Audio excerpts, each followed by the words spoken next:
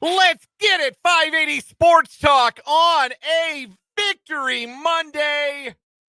The Kansas City Chiefs are 9-0. They don't ask you how, they ask you how many. And the Chiefs have 9 of them. That's more than anybody else in the National Football League. By the slimmest of margins, a blocked field goal at the buzzer. The Kansas City Chiefs defeat the Denver Broncos. They are 9-0.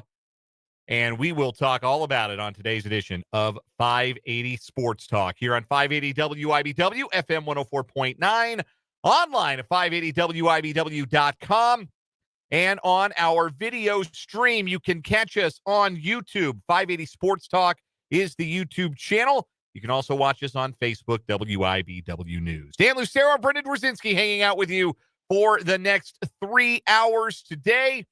And we will have plenty to discuss from the Chiefs' narrow victory at Arrowhead Stadium yesterday afternoon over the Denver Broncos. A dud, really, for a lot of really important and really good Chiefs players. I'm not sure there weren't too many guys on the roster, and certainly not too many high-profile guys on the roster who you can truly say played their best football on Sunday afternoon. But that's going to happen over the 17-game schedule. You have to find a way to win your duds. And the Chiefs won their dud yesterday and continue to keep the Broncos winless at Arrowhead Stadium since 2015. We'll break it down from all angles. The good, the survival instincts of this Chiefs team. The bad, some of the play of the aforementioned star players. And the ugly. Is it bad that this year's second-round pick does not look like a playable NFL player right now? Because I think that's bad. I think it's, at the very least, not what you want. Yeah, I'd confirm that's bad. So, you don't want to be in Christian Hackenberg territory, buddy. It's grim for Kingsley Suamataia. He was the worst player on the field yesterday. To the point where they put in an injured Wanye Morris because they trusted that more than they trusted a fully healthy, hale and hearty Kingsley Suamataia on the final drive of the game. An injured Wanye Morris, who the Chiefs did everything possible to replace this year, and were more than willing to replace him with a raw second-round rookie. So, yeah, some negatives, as you'd expect with a 2-point game that was only won because of a blocked 35-yard field goal at the buzzer. But, man, you don't apologize for wins in the National Football League. We'll break it down from all angles today, talk about the rest of NFL Week 10. Matt Verderame will join us, our NFL insider, at the bottom of the 3 o'clock hour. We'll get Matt's takes on the Chiefs-Broncos affair, as well as all of the other Week 10 action worth noting. It was also a really nice weekend to be a Kansas Jayhawk in a lot of ways. Always is, brother. Shout out KU women's soccer. League champs out of nowhere. Beat the number 6 team in the country on Saturday night. That's right. At CPKC Stadium. So tip of the cap to them, certainly. But also, Friday night, Carolina comes to Phog Allen Fieldhouse. Shout out Reese Davis for always calling it that, even though that's not the name of the building. And KU wins a thriller. A game that got a little close for comfort at the end, but the Jayhawks see it out, 92-89, best game of the young college basketball season. We'll talk a little bit about the college basketball weekend. We'll talk plenty about KU football taking down previously top 20 ranked. I'm back. We're back. And if you are the BYU Cougars, I'd be freaking terrified of some birds of prey that wear pilgrim shoes this week, brother. Because, oh, buddy, Provo, scary hours out there in the mountains, out there in the Wasatch Range coming up this weekend. KU is back. I hope. I am willing to go further, perhaps, than you. I think KU's going to win out and go to a bowl game. And so we'll talk about what we saw from Kansas that gives us reason for optimism from their win on Saturday at Arrowhead Stadium over the Cyclones of Iowa State. That's coming up later on in the show today as well as all of the other things you've come to know and love from a Monday edition of the show, our 580 Sports Talk headlines, our first round of What Is Wrong With You for the week, good, bad, ugly from the weekend that was, game balls for the Chiefs victory, and so much more. That's all coming up here on 580 Sports Talk. Plus, your contributions to the program, you listeners out there, 2 ways you can interact with us throughout the show. You can text the program. 785-272-9429 is the Top City Metal Supply text line number. You can also, if you're watching on YouTube right now, 580 Sports Talk is the YouTube channel. 580 Sports Talk on YouTube. There is a live chat function. You can jump in the live chat, interact with us and your fellow listeners. So a hello to Vance and Mark H. and Trevor and Paul and everybody else who has been watching us, everybody who's in the live chat already, anyone who will be in the live chat as we go along today. Thank you for being with us. And before we get further into the show, I do also want to wish all of our former and current members of the military a very happy Veterans Day. I'm not sure if Happy Veterans Day is the proper way to say it, but wanted to acknowledge Veterans Day today. I do not myself come from a family with a lot of military background, but my father-in-law was a Marine. My brother-in-law has also served. And so important to me that I acknowledge them and any of the other military veterans in my life. And wanted to say, pass that along on this Veterans Day. And that my prayer for them today, as always, for any current active duty military, is that they stay right here at home for as long as is possible. Yep. Stay safe out there. Thank you for, people like to joke these days because everything is a joke these days about, thank you for your service. But on a day like today, it's still extremely meaningful to say that. And do appreciate everyone who has served or is serving. I also don't have a ton of military background in my family, but both my grandpas served in World War II. My mom's dad, Colin Freund, he was served on an aircraft carrier. He was an electrician on the USS Shangri-La in the South Pacific. He enlisted in the Navy because he did not want to get drafted into the Army. So he joined the Navy. My dad's dad, Anthony Dworzinski, he served in the Army Air Corps. Okay. And served in a weather station during World War II. My dad's uncle, Wally Dworzinski, he served in the Battle of the Bulge, hit out a hollowed out tree during the last German offensive of the Battle of the Bulge.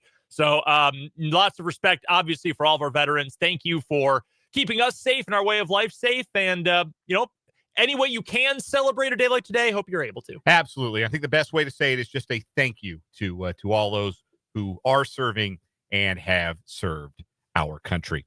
Let's get into the football, shall we? Yes. Brennan, have you ever felt like you couldn't die? Have you ever had a moment in your life, and not just a question for you, but a question for all our listeners out there. Have you ever had a moment in life? Well, we hit the skids on that first topic.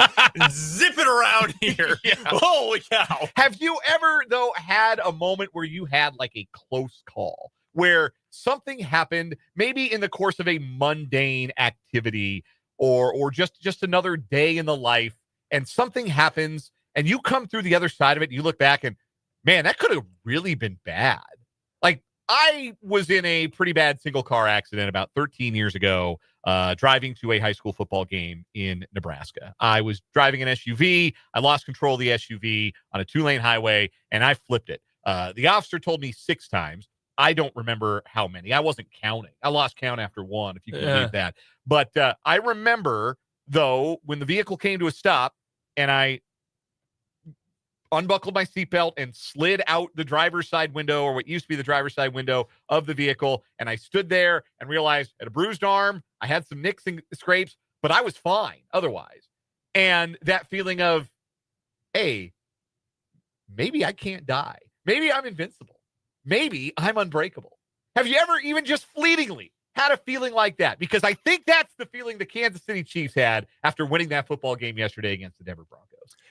I feel like the closest thing I can think of to an experience like that, I once was driving a little bit over the speed limit. Now, do not tell anyone I was driving over 100 on my way from Topeka to Lawrence to watch a KU basketball game one time. That is certainly not anything I've ever done, and it would be slanderous to say such a thing about me. But theoretically, if I had one time done that the entire length of I-70 from Topeka to Lawrence, I probably would have felt that way. No one stopped me? I didn't hit anyone?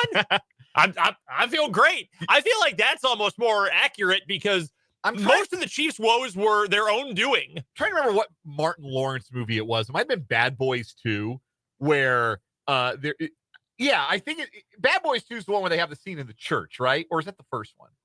I can't keep my Bad Boys movies straight. But they have that scene in the church, and Martin Lawrence doesn't die because I think he gets shot and he's like holding a Bible or something. Yeah. And then he thinks that he's invincible, and he's going like charging through the door, and Will Smith's trying to make him stop, and Martin Lawrence's character goes, "I'm blessed."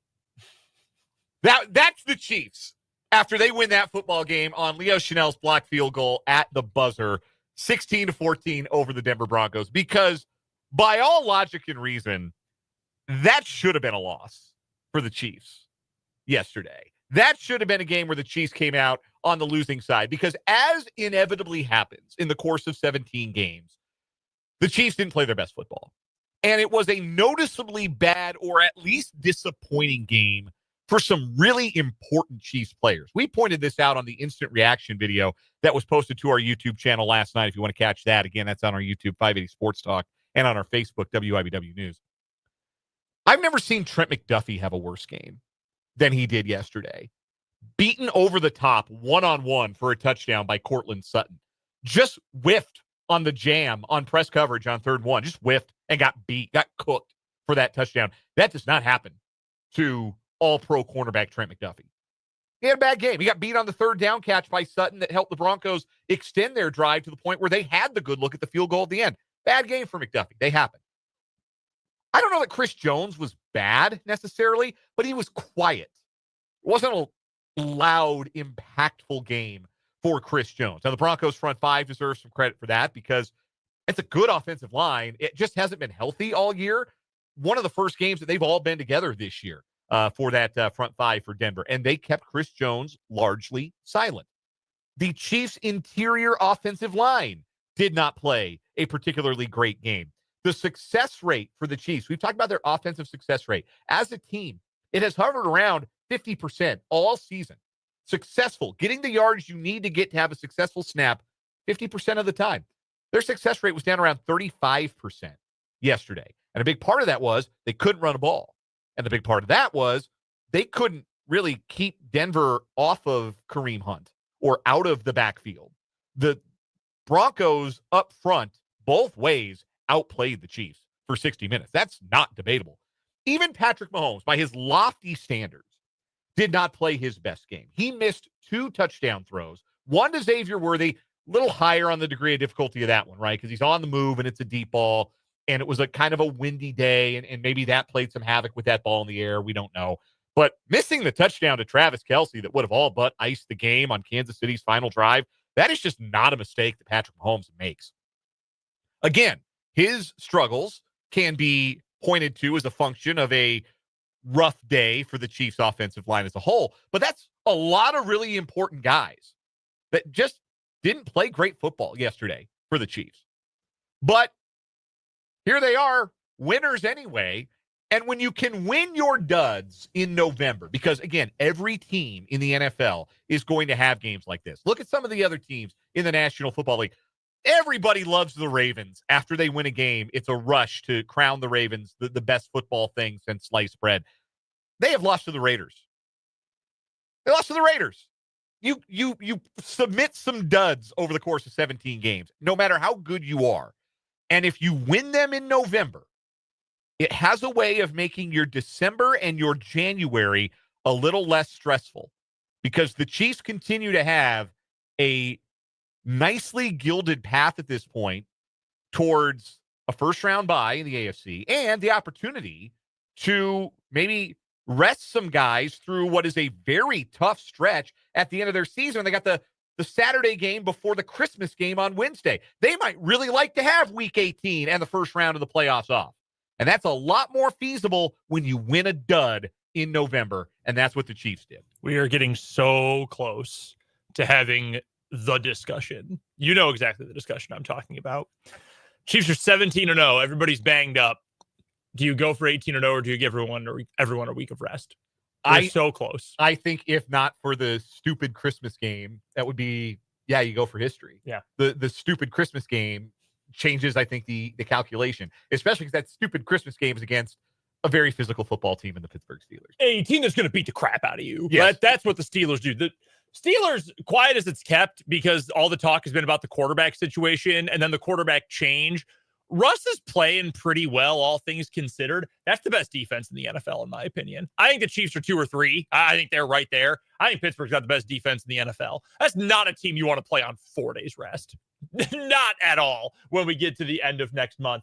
But yeah, this Chiefs team is putting itself in a really favorable position because if you look at the schedule right now, what they have left, 8 games remaining. That's it. Only 8 games left this NFL season. Bills, hard game in Orchard Park. Difficult game. Very, very challenging. And I think you could compellingly argue that the Chiefs had the energy of a football team yesterday that might have been looking ahead to that trip to Orchard Park. I think they definitely did. I think there are little mistakes that you look at and say, whoa, that probably does not happen if you are fully focused on this game and maybe not at least a little bit focused on the big one you have coming up next week. So that is something that is at least worth, paying attention to. So that's the Bills coming up on Sunday, Orchard Park. That's going to be a very difficult game. After that, Panthers at the vaunted breeding ground of misery and doom that is Bank of America Stadium in Charlotte, North Carolina. I don't think Bryce Young's bounce back is going to continue when we get to that game in 2 Sundays' time. Raiders at home, not worried. Chargers, that's the Black Friday game, by the way. Chargers at home. Chargers playing better. I'm going to talk about the Chargers a little bit in the 5 o'clock hour because I'm intrigued by Jim Harbaugh's Chargers. Still a divisional game. It's the Chiefs at home. Not worried. Browns, not worried. Texans, Saturday game, short week. I watched last night's game in full. Not worried. Steelers, Christmas Day. Definitely worried. That is definitely a worried game for me. And then you get a long layoff, and then the Broncos on the road in Denver. A Broncos team that is going to be playing for the playoffs, I assume, come week 18, unless they crater between now and then. So that game, I think, is going to be difficult. We know Broncos have played the Chiefs tough now 3 consecutive games. Yes. So that, yes, they have. Certifiably, I think, difficult game. That is at most, though, Dan, 3 games? If you're buying in on the Texans still, maybe 4 that you go, ooh, I don't know. This plays out pretty favorably. And it gets you to a point, Brendan. I don't need to step on you too bad, but let's say that you could get through Christmas Day with only 2 losses. Unless Buffalo or Pittsburgh play perfect, literally perfect football from here until that stage, the Chiefs have 2 mulligans to spend, essentially, because then they would have all the tiebreakers. Yeah. If they went into week 18 with 2 losses, provided that the Chiefs didn't lose to the wrong teams, they'd be set up in pretty good shape to hold the tiebreakers, and they can rest guys in week 18. That's what a win like this gives you the opportunity to do. You don't get a ton of mulligans in the NFL, so you better find a way to win the games where you don't play well against a team you ought to be, a spot where you ought to win, which is a divisional game at home. Those should be wins. And the Chiefs, very much for 59 minutes and 59 seconds, had the feeling of a game that they weren't going to win for a variety of reasons. But they made a play on special teams. Leo Chanel blocking the field goal. Second time he's done that. Did that in the Super Bowl, remember? Yeah. And he was so good in the Super Bowl. It just, the Chiefs, a lot of teams will talk about being good in 3 phases or paying attention to the little things. And not every team is about it. The Chiefs walk that walk. They always do. And I didn't think up until the end that it was a great day for special teams. I still don't know what the hell Harrison Butker was doing on that final kickoff after his 20-yard field goal. What in the world? That almost cost the Chiefs a game right there. Give the Broncos the ball at the 40. Make it easier on the rookie quarterback in his first start at Arrowhead Stadium. It made no sense to me. But you make a play on special teams. You just find a way to have more points than the other guy at the end of the game. That's all that matters, is finding a way to do that. And sometimes it means finding your way through the sludge. Sometimes it means finding a way when the other team's defense plays a really good football game. Sometimes it means finding a way when your best guys don't play their best. And I keep saying it, and I keep sounding like a broken record on it, but I keep saying it because they're 9-0 and they keep doing this. Winners find ways to win. And these Chiefs are winners, top to bottom, from the head coach all the way down to the guy who cleans the jock straps. It's a winning organization, and winning habits show through in games like this. All right, we play Change My Mind on Fridays, but we didn't have a full show Friday. We didn't do Change My Mind, so I'm going to borrow that segment right here. Okay. Change My Mind. Chiefs win this coming Sunday. The 1 seed's locked up. The Chiefs are 9-0, a game and a half ahead of Buffalo for the number 1 seed in the AFC. Buffalo has not had a bye yet. Right. So they get the late bye. They're 8-2. So they're 2 games back in the loss column. Pittsburgh has had the bye. It also has just 2 losses at 7-2. And you know who they play this Sunday? Pittsburgh? Yeah, They play Baltimore. Oh, they're in Baltimore. Okay, significant because Baltimore also has not had a bye. They are 7-3. Right. So if the Chiefs won, they would have a 3-game lead on Baltimore and Buffalo. They're I still think Pittsburgh's probably going to lose a couple of games. Okay. I don't see Pittsburgh finishing better than 13-4. I don't. I think they're going to stumble a little bit in the backstretch. Just a bit. I think Baltimore's going to beat them. Let me just say that. Yeah. If Baltimore beats Pittsburgh next week and then Kansas City beats Buffalo, that is a 3-game lead with 7 to go. That's it. Which is a virtual 3.5-game lead. Yeah, at that point, you start to feel really, really good about the AFC Championship game being the Arrowhead Invitational. Yeah, when the Chiefs get to play the Panthers, the Chiefs get another game against everyone in their division who they just dominate. The Browns, who are bad. The Texans, who I think are flailing. Yeah, I mean, that lines up as nicely as you could hope for the Chiefs. Looking at the Steelers' schedule, this schedule is actually a meat grinder for the Steelers. You want to talk about if Pittsburgh gets through this at 13-4, Dan, I would be willing to say they might be the second best team in the AFC. Here's what the Steelers have left.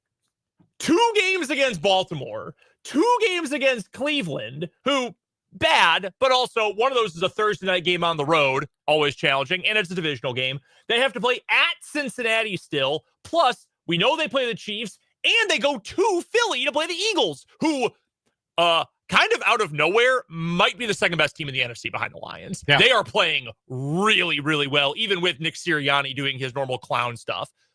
They're really good. That is a bear of a schedule for the Steelers.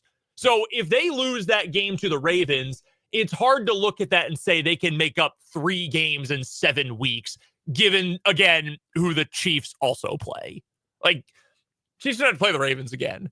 Chiefs don't have to play the Bengals again. Those are done. The Chiefs don't play the Eagles. You're not worried about that. You're worried about getting ready for Greg Roman's offense. You're worried about getting ready for Bryce Young. That's what you're worried about for the Kansas City Chiefs. And again, none of this is possible if Leo Chanel doesn't block that kick because the Chiefs did submit a clunker yesterday. And that's why you don't apologize for wins. Exactly right. Exactly right. You win your duds in November, you make December and January that much less stressful. That's what the Chiefs accomplished with that win over the hated Broncos. They also accomplished you read some of the quotes from the Bronco postgame locker room, that broke some brains in there. The quotes what do we have to do? And this is the worst loss I've ever felt in my life. Who said that? Zach Allen. That was Zach. He played a whale of a game up front. Yeah, man, that was a gut punch. I think the Broncos they have played like a playoff team, particularly on the defensive side. And I think they've got a chance to get one of those 7 wild card spots the way the AFC is shaking out. But if they don't, put a pin in that one, because not only is that a game they should have won, where the Chiefs were able to snatch that victory away late, but also that's the kind of loss that can be demoralizing. Yeah, I give Denver a lot of credit. They're way better than everyone thought they were going to be, and that defense is nasty. And look, say what you will about Sean Payton, we have constantly, but Bo Nix looks competent. I'm still not sold on him long term, but he is doing more than enough. I saw some folks who cover the NFL writ large who said that might have been his best passing game. And he's getting a lot of credit for playing well in tough road environments the last 2 weeks, Baltimore and Kansas City. And I understand you look at the numbers and they do kind of look shiny. They scored 24 points in those 2 games. Yeah, what's the most important number in those 2 games? You got to 0 wins. You got to score points to win football games, man. Anyway, we're going to take a break. We'll come back. We got good, bad, ugly from the weekend that was. Matt Verderam's going to join us to talk all things NFL. We got a jam-packed show today, and we're just getting started here on 580 Sports Talk.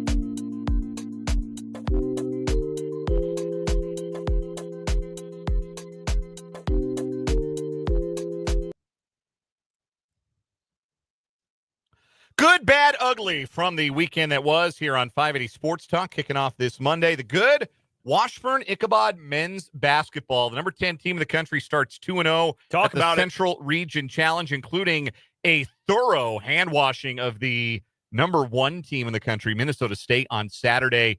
The defending national champs were never in the game in the second half. Washburn led them by as many as 20. Brett Ballard's bunch is deep. They are athletic. They can score from every spot on the floor. Andrew Orr is a beast in the post. You want to watch this team. I'm telling you right now, you get out to Lee Arena this winter, you want to watch these Washburn Ichabods. They are going to be really, really good. This is going to be Brett Ballard's best team. Yep, they are they're special folks. They're going to be really good. Oh, by the way, they're shorthanded. 2 rotation players out all weekend. Yeah. No Sam Ungashik, no Tyson Rude, and still able to do that. Absolutely incredible. My good, Devin Neal and the fanfare around him breaking KU's all-time rushing record with still multiple weeks left. 3 regular season games to go for KU. He is going to put a lot of distance between himself and everybody else in KU history. He is an incredible guy. Everyone tells you that. He's a semifinalist for the National Man of the Year award in college football, the Jason Witten Award. He's one of the greatest players in KU history. It was awesome to see his teammates wearing their Real Deal Neal t-shirts, including Lance Leipold after the game. Travis Goff, if you are listening, and if you know Travis Goff, make sure he gets this. Retire his number. No one should ever wear 4 again in KU football history. Retire Devin Neal's number. My bad. No one is capable of being normal about officiating in football anymore. We got more fans throwing junk onto the field. Kirk Herbstreit about lost his mind at the LSU game, which I thought was good that he got after the fans like that. That was ridiculous. Then, of course, iffy call on the illegal contact on 3rd down that extended that Chiefs drive, ended up being their only touchdown drive. But also, I watched replay. Brandon Jones, you can't put your hands on the receiver 10 yards down the field. You can't jam a receiver 10 yards down the field. That is illegal contact. Stop crying. The league is not rigged. If they were trying to rig the league, I promise they wouldn't do it for a team in the media market as small as Kansas City. The Jets and Giants wouldn't have lost over 170 combined games in the last 8 years if they were trying to rig the NFL. My bad. Kalani Sitake not knowing how to tell time. Easy. We'll get to the BYU game later, the Holy War. Oh, my God. I was about to call the police. Absolute nightmare. They did not deserve to win that game for a single second, and they did. My ugly is how that game ended with the Utah AD taking the podium and saying he was embarrassed to be in the Big 12. I didn't see until earlier today that he went up to that game's head official, Kevin Marr, as they were leaving the field and said, "That's why we fired you in the Pac-12. Yeah, that's not okay. That's showing his whole entire backside. That was bad. My ugly is after Ole Miss upset Georgia this weekend, there is video going around the internet now of a Georgia player in uniform celebrating on the field with Ole Miss fans, jumping around and dancing. That led to his head coach, Kirby Smart, calling him, quote, "What an idiot." That's not what you want. Nope. Not great. They say one of his buddies went to Ole Miss. He was happy to have seen his buddy's mom or something. I don't know. Still a bad look. Very bad look. We'll take a break, man. Verderame joins us to talk football next on 580 Sports Talk.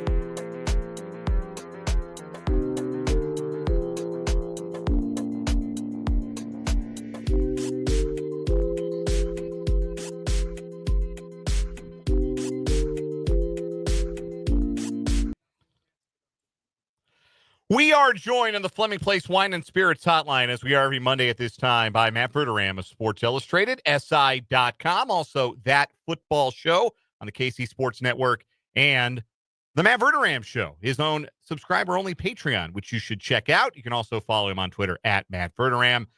Matt, the Chiefs might be invincible. I don't know. If they didn't lose that game, it's hard to see too many losses on the schedule if they can win a clunker like the one yesterday. What was your primary takeaway from that Chiefs performance? That they just win. They win. And I know that seems really like simplistic, but they just make plays. Like every Sunday, I write a column for Sports Illustrated where I kind of whip around the league and I talk about what the game means going forward. And I cover every game. And I'm sitting down and I was writing up some of the other early games as the Broncos were lining up for that field goal. And I started to think about, in the last minute or so, writing up the beginning of the Denver-Kansas City game. And I sat there and I said, you know what? I'm not going to write it because I wouldn't be surprised if they blocked the field goal. Like, I really felt that way because they had been so close on some other attempts throughout the year, and they just always seem to have something in them. They find a way, they do something, and, you know, I mean, look, I can't speak for anybody else, but the second that ball was snapped, you could just see it. Like, he's going to block this kick. Like, they caved in the whole left side of the offensive line. So, listen, it wasn't pretty, but I think if there was ever a trap game, that game was it. It's a short week. You're home against a team you always beat. You got Buffalo up next. That was the classic game that they were going to fall into a trap with, and they didn't. They almost did. They came as close as you possibly could, but they didn't, and they're 9-0, and now going to play Buffalo. The expectations and the level of success the Chiefs have experienced make it hard sometimes to evaluate with clear eyes what it is that the Chiefs do. Like, you look at yesterday's game and think, man, Trent McDuffie didn't play very well, got beat over the top for a touchdown. Chris Jones was pretty quiet. Must not have been a very good day for the defense. They held an NFL offense to 14 points and kept them off the scoreboard when they absolutely had to, possession after possession in the second half.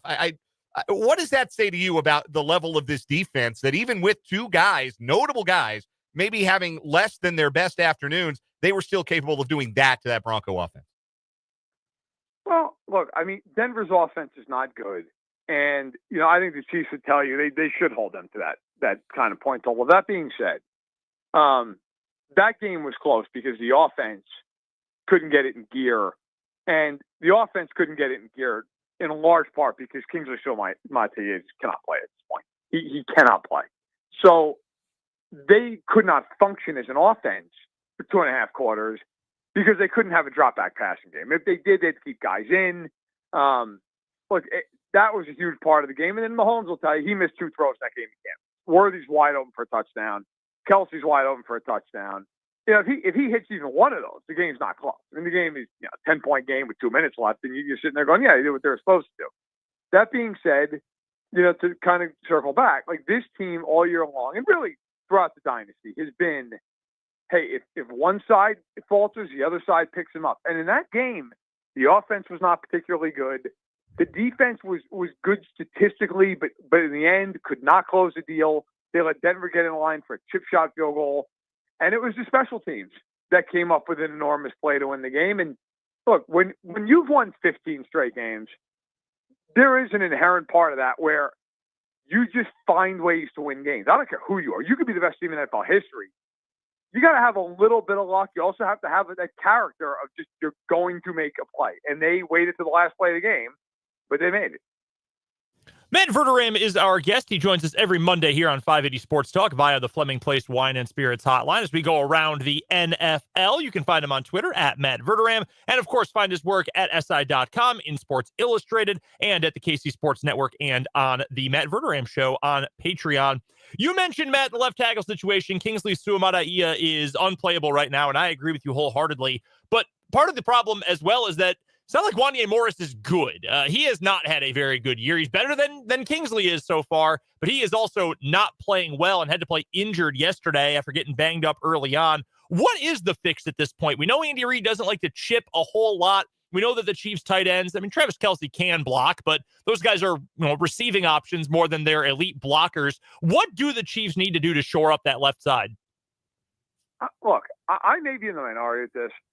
I think Wanye Morris is adequate. Like, I don't think he's good necessarily, but I don't think they can function with him as their left tackle. They can function. They can win games. They can play that way. They could not function with Tua Mataia back there.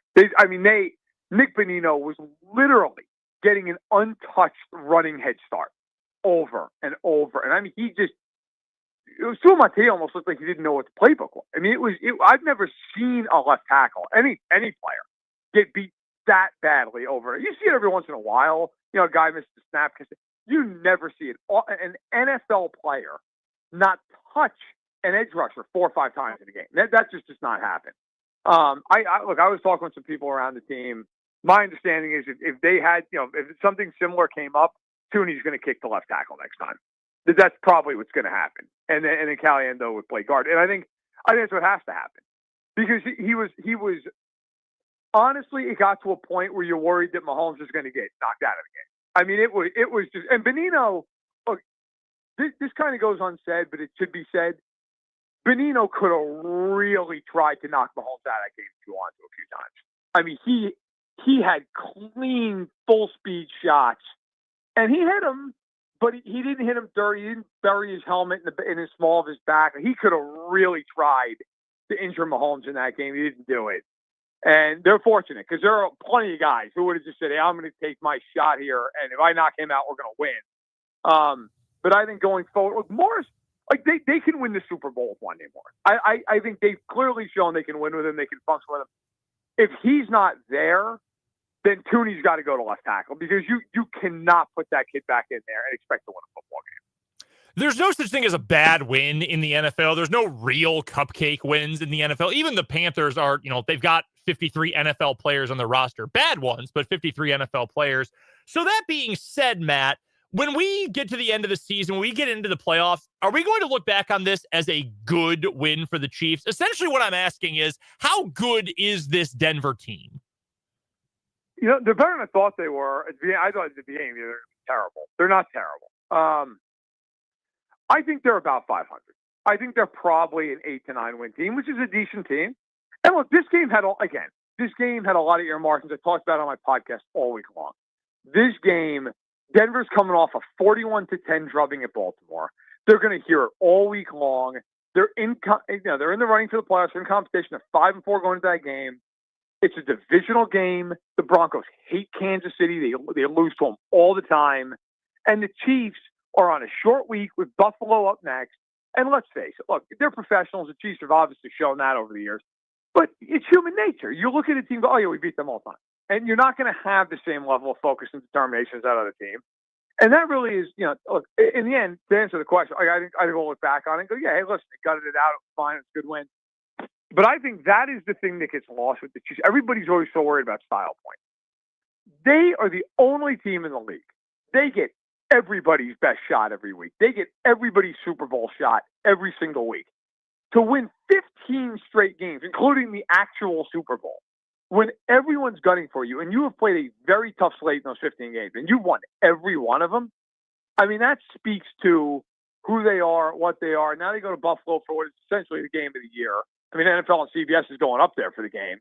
And you'll look at it, and the Chiefs are dogs, and whenever they're dogs, Mahomes goes nuclear. And it could certainly happen again this weekend. We're joined by Matt Verderame, our NFL insider, on the Fleming Place Wine and Spirits hotline here on 580 Sports Talk. Matt, as we take a look around the league, really fun game in D.C. yesterday as Pittsburgh rallies to defeat the Washington Commanders 28-27. Has the level of play from Russell Wilson since being made the starter convinced you that A, he's back, or B, that the Steelers are legitimate Super Bowl contenders?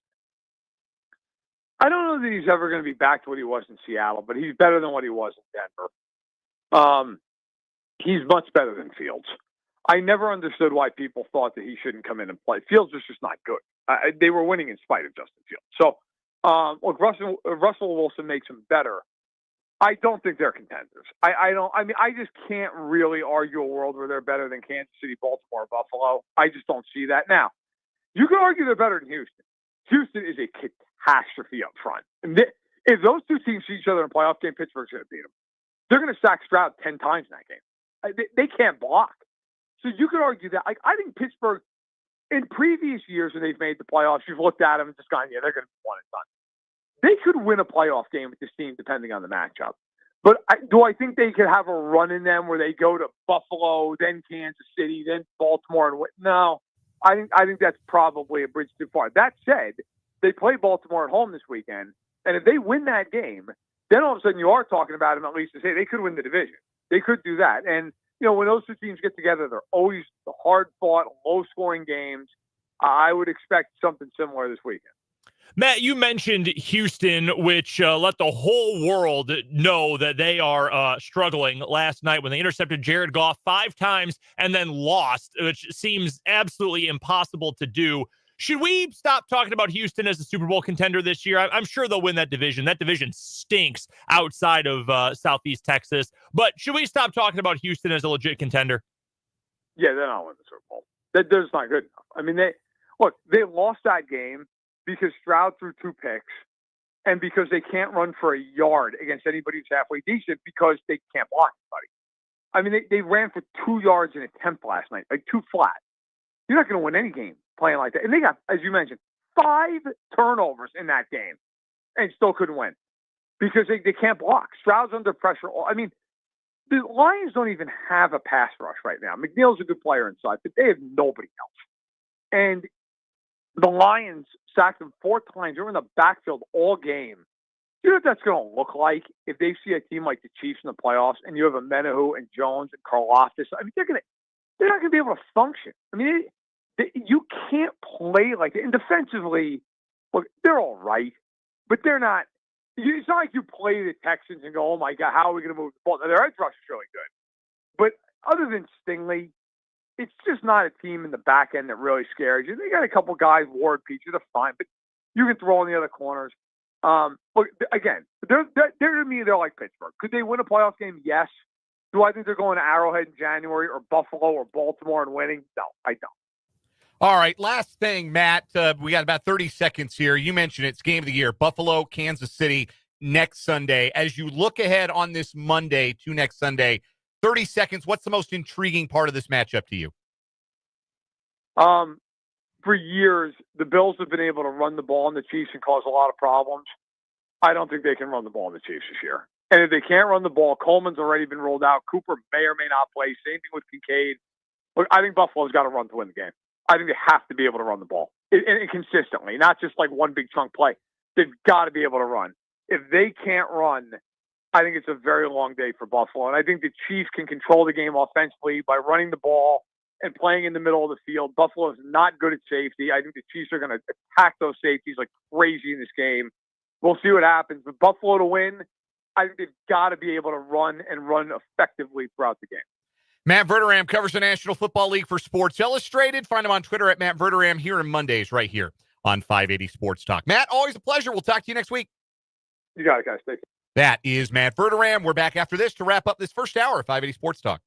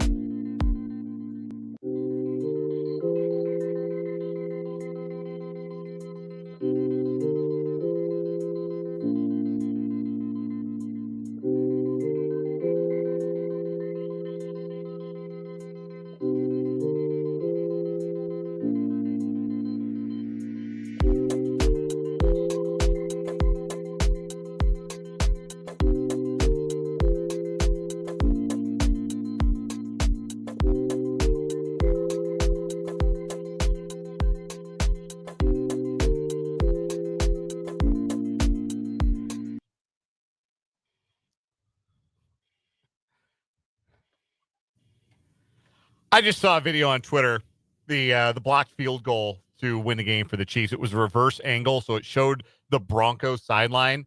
Bo Nix couldn't even watch the kick. He's standing with his back turned, and he never turns back around. Don't turn around, Bo. You won't like what you see. Never gets his head back around. Why would he? And the crowd told him all he needed to know. Let's give out some game balls in this final minute of this first hour of 580 Sports Talk. Spencer is not here today. He'll be back on tomorrow's show. But we would be remiss if we did not shout out his boy, Najee Johnson, who led the team in tackles. Got a call out from Andy Reid after the game. Led the team in tackles, had his first NFL sack. Solid step in the right direction. We'll talk more about Najee Johnson a little later on the show, but we had to give him some love today. Spencer would have wanted it. No doubt about that. I went with Kareem Hunt, which seems like an interesting choice because the Chiefs couldn't run the ball worth a darn the entire game, had their worst series conversion rate of the entire season when running the ball on first down. That said, you know what he did for the first time all year? He was an effective passing game weapon. Led the Chiefs 7 catches for 65 yards. Haven't seen that from him. Great to get that element back. That was something I mentioned on Friday's show. I felt like running backs were going to be a big deal in the passing game for the Chiefs, and Kareem Hunt certainly was. My game ball goes to Leo Chanel because he blocked the field goal that won the game. We're going to talk KU and Big 12 football. More Chiefs Broncos. What is wrong with you? Coming up in the 4 o'clock hour of 580 Sports Talk.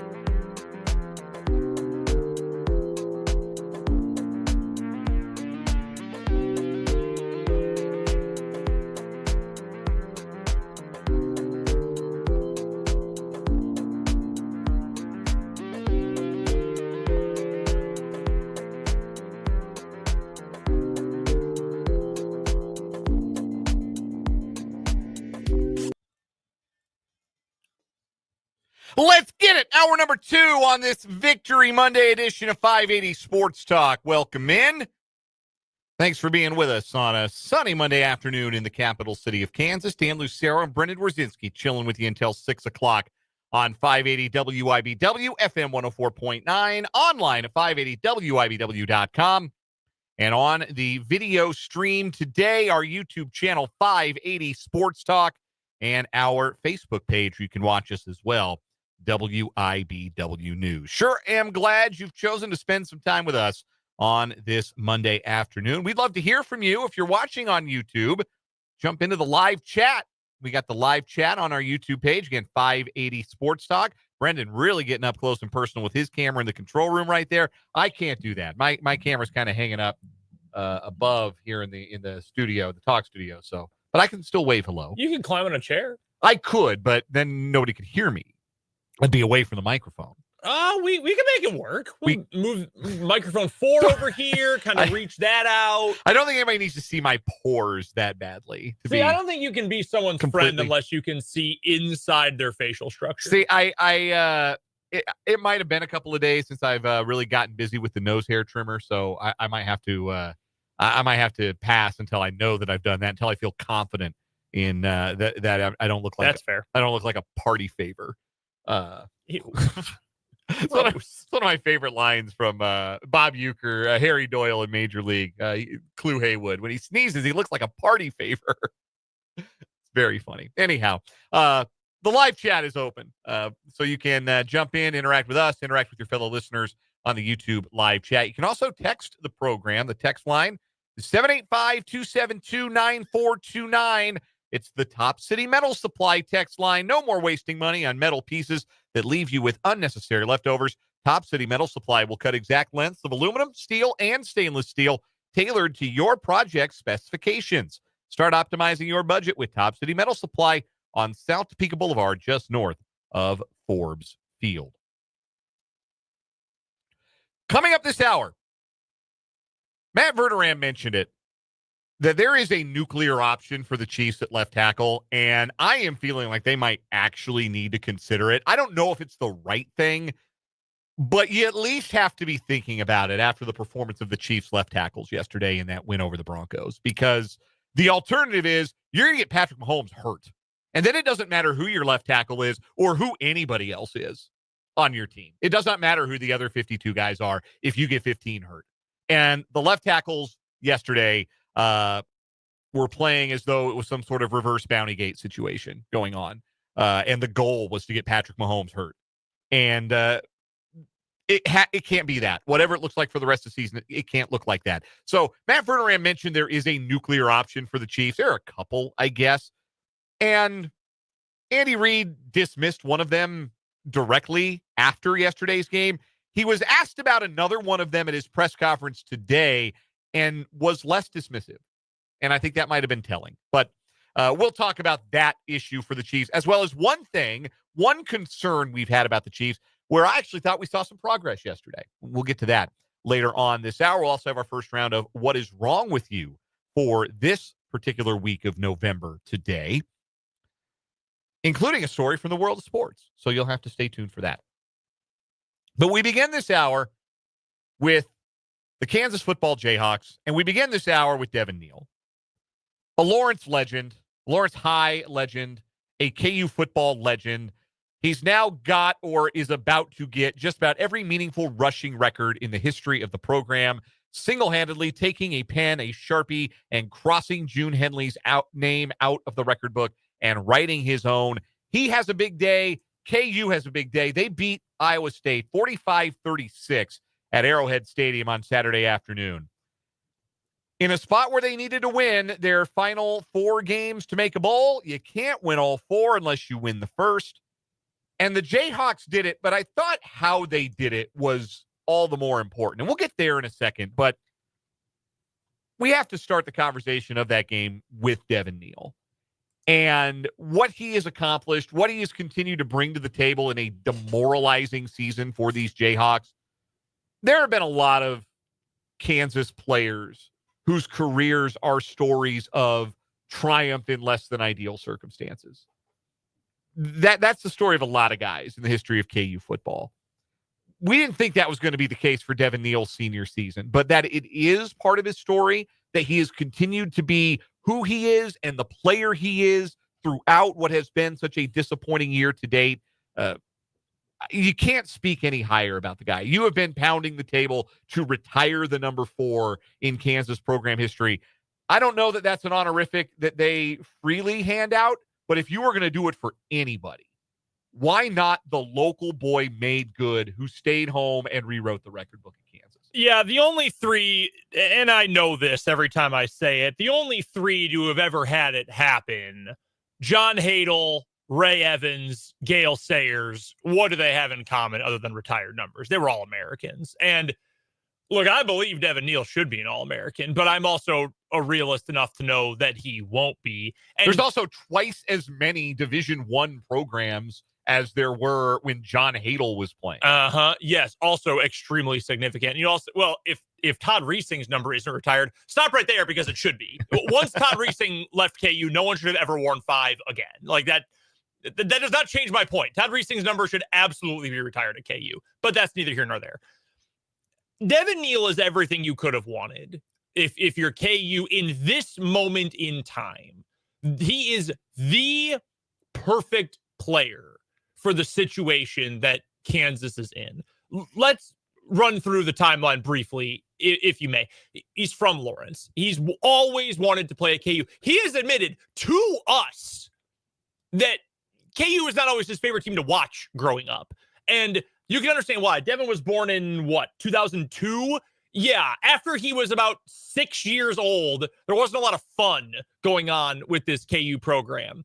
But he wanted to play for KU because it was his hometown team, and he wanted to stay home and play in front of his family and his friends and his community and be a part of something special here. And after Les Miles left under the most unceremonious circumstances possible, Devin Neal didn't waver, and he stuck around. And he played through an awful team in 2021, but he bought into what Lance Leipold and coaching staff were selling about this being the turnaround point, getting in on the ground floor. And he stuck with it. And he was one of the best players on the team as a freshman in 2021 and just got better and better and better year after year since. He is revered by not just me, but everybody who is a KU fan. Every fan base, you'll always find someone who's like, I don't really like that star player. There are Chiefs fans who don't like Patrick Mahomes. They are ridiculous, but there are those people out there. I know some. There are Packers fans who didn't like Aaron Rodgers, even pre-weird stuff. Like, how can you not like this guy? Everybody has a 100 out of 100 approval rating for Devin Neal. He is a great guy in the community. He is revered by his teammates. Like I mentioned during Good, Bad, and Ugly, how many guys have their whole team come out wearing T-shirts dedicated to him, to a special moment for him during post-game? And how many head coaches do that? Like Lance Leipold knows what Devin Neal means to Lawrence and what he means to KU and to KU football. That's why he was wearing the Real Deal T-shirt during post-game in Kansas City on Saturday. It just could not be a better guy and a better representative of KU that now owns all these records. Rush yards, rushing touchdowns, and total touchdowns as well. Oh, and by the way, scrimmage yards too. They all belong to Devin Neal. And one more 100-yard game gives him that record solo as well for 100-yard games in a career. Yeah, tied for that record now. I mean, he is the perfect player for this period in KU history. And I hope KU wins out so he gets to go to a bowl game one more time. Honestly, man, even if he doesn't play, even if he says, hey, look, guys, like I want to get ready for the NFL, nobody will complain. Absolutely nobody, because he has given everything and has played through injury and being banged up, everything to KU. And I hope every KU fan appreciates what number 4 has meant. And I mean, I'm not just doing a bit, man. Like, I really do believe no one should wear that number again. Or at the very least, like, do what the Cowboys do. Like, nobody wears 88 except for the elite wide receiver. Some teams, like, the numbers aren't retired, but they're retired. Like, no one actually wears them. Do that. At least on offense. Don't let another offensive player wear 4 again, because that's what he deserves, truthfully. The Jayhawks win that game, and it again had them all as dominant as they were in the first half. I think we can pretty clearly denote that the first half against Iowa State was the best half of football they've played all year, and I'm not even sure that there's a close second in that regard. They were awesome in the first half, and they built a 31-10 lead. But then Iowa State scores late, and they cut it to 10, and they have the ball. And you'd be forgiven because of everything that has happened this year with Kansas for feeling like, oh no, here we go again. It's all going to happen the wrong way. Everything that can go wrong will go wrong because that is the story of the 2024 Kansas Jayhawks. And then Mello Dotson said, nah, man, it's cool. I got us. That man loves pick sixes. Just loves them so much. And I think that play breaks the spell a little bit because this whole season has been about waiting for the other shoe to drop. Something is going to go wrong. Even in the best, the most advantageous of positions. Touchdown lead with 2 minutes left at Arizona State, and you can't tackle anybody. Lead with the ball at Bill Snyder Family Stadium. All we have to do is not fumble, and oops, we fumbled. Every game this season for Kansas has either been the blowout win or that anticipation that something is going to go wrong. That the play that is there to be made won't be made, that the other team will make that play, and that Kansas will find a way to lose. When you finally don't do that in a game of against an opponent of this quality, and I think we can quibble with the relative quality of Iowa State. We were maybe the most convinced 2 weeks ago that of the still unbeaten teams in the Big 12 at the time, we were more convinced about Iowa State than we were about BYU. I still think Iowa State's better than BYU. I just don't know how good I think Iowa State actually is. I think that we have seen Iowa State kind of bump their head on their ceiling a little bit and maybe returning to reality a little bit. And the reality is that that's a program that's never won 10 games in a season. Indiana is the losingest program in Division I history and got to 10 wins before Iowa State did. The losingest program in Division I by quite a bit, or at least what is currently known as FBS. Yeah, Matt Campbell doesn't know how to coach a team with expectations.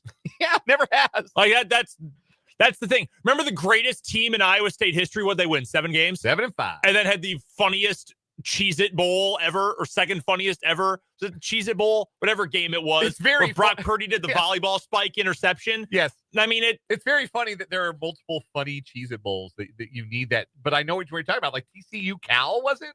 Yes, TCU Cal. Probably the worst football game I've ever watched every minute of. It was absolutely terrible. Right. But his teams can't win when they have that kind of expectation, which is crazy to say because Campbell is, as much as I like to make jokes, he's a really, really, really good football coach, but this is who they have always been under him. They've been better than they ever have been before, but they're not good enough to win the conference. They're just not.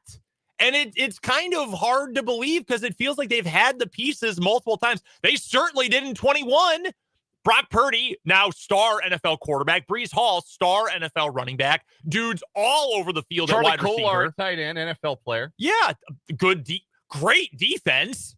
And yet this is just Will McDonald, right? Yeah. Star in the NFL. Yeah, this who's only getting better. Yeah, I mean, this is just who that program is. And, you know, from a national perspective, the Big 12 cannibalizing itself. No one was even really that good. I think it speaks more to the fact that there's no bottom of the Big 12. Well, Oklahoma State's the bottom of the Big 12. They suck. They are absolutely dreadful. But generally speaking, there's no bottom tier of the Big 12. Houston beat K-State. We all thought Houston was going to win one game all year. They beat Kansas State pretty handily, may I add. KU, best 2-win team in America, became the best 3-win team in America this week. Everybody can win constantly, which is not good for a program like Iowa State that in those moments has never proven that it can get it done when it's the hunted. K-State in a spot like that, more often than not, you trust that they're going to get it done because they've been there. They've won the conference. Chris Kleiman has been to the mountaintop, different level, but still, same thing. You trust that they are going to get there. That's why I can't really quit thinking K-State's going to make it to the conference championship game because look at the other 3 contenders. You trust Iowa State? No. No. You're just BYU? No. The next most trustworthy team is Colorado, and it's not their fault. It's not this current team's fault they've never been there, but they've never been there. This is true. Here's the problem as far as that goes. Who's beating Colorado? Because the only answer is Kansas in 2 weeks at Arrowhead Stadium. That's the only answer because they're not beating Utah's not beating Colorado. Utah lost Brant Keithy for the season. He's their entire offense. They have nothing without him. They stopped scoring points after he got hurt in the Holy War on Saturday night. More about that game in a second. Colorado. I'm not sure they could beat Southern Colorado, CSU Pueblo at this point. Oklahoma State has quit on this season so egregiously it's over. That it honestly makes you wonder about Mike Gundy's future. Like, it really does. Yeah. So, yes, in 2 weeks, everybody in this conference is going to be all rock chalk, baby, because if it's not KU, it's nobody, and Colorado's going to the conference championship game. All right. Hey, this is why we don't let him run the board. I'm back. I'm all the way in. This team is back. KU's beating BYU next weekend. I'm willing to say it. KU's beating BYU. So KU's offense is absolutely all the way back. And the question is going to be, can they get enough stops and make enough plays on the defensive side? Because they went through an Iowa State defense that I still think is good. They're good. Yeah, they are one of the best in the conference, if not the best. It was the best scoring defense in the conference for Saturday, and KU went through them like through a tin horn. And if they can do that to them, they can do that in Provo. They can certainly do that to Colorado, although Colorado's defense is actually kind of good. Like better than I expected. They got dudes in the front seven, man. They really do. If you get to that second level, Shiloh Sanders is a clown, but like that front seven's got dudes. Like they got really good players. They got really good players up front. It's weird. They started focusing on football instead of making Barstool documentaries, and suddenly, wow, all that talent is actually good. If there is a lesson to be found in the 2024 Colorado Buffaloes, it is truly the value of shutting the hell up. It is 100%. That is the value. The value of just shutting the hell up sometimes and going about your business. Great juxtaposition with Oklahoma State. Yes, it really is. It really is. It couldn't have been any more different. So yeah, it's going to have to be Kansas, but like Kansas does win those two games. They go to Provo and win. Then they got Senior Day at home against Colorado. I think they win that game anyway. I think they'll win that game regardless of what happens in Provo. If they win them both, Baylor, the only thing standing between KU and the bowl. KU's got better players. I told you this a few times over the course of the season up to this point. I put multiple units down on KU to cover the preseason spread against Colorado. That is a larger spread than we are going to get in a couple weeks when those two teams play. So I'm still buying in. I think KU is playing. I think that was the KU that we thought we were going to get all year. Make enough plays defensively, cook offensively. You can beat anybody.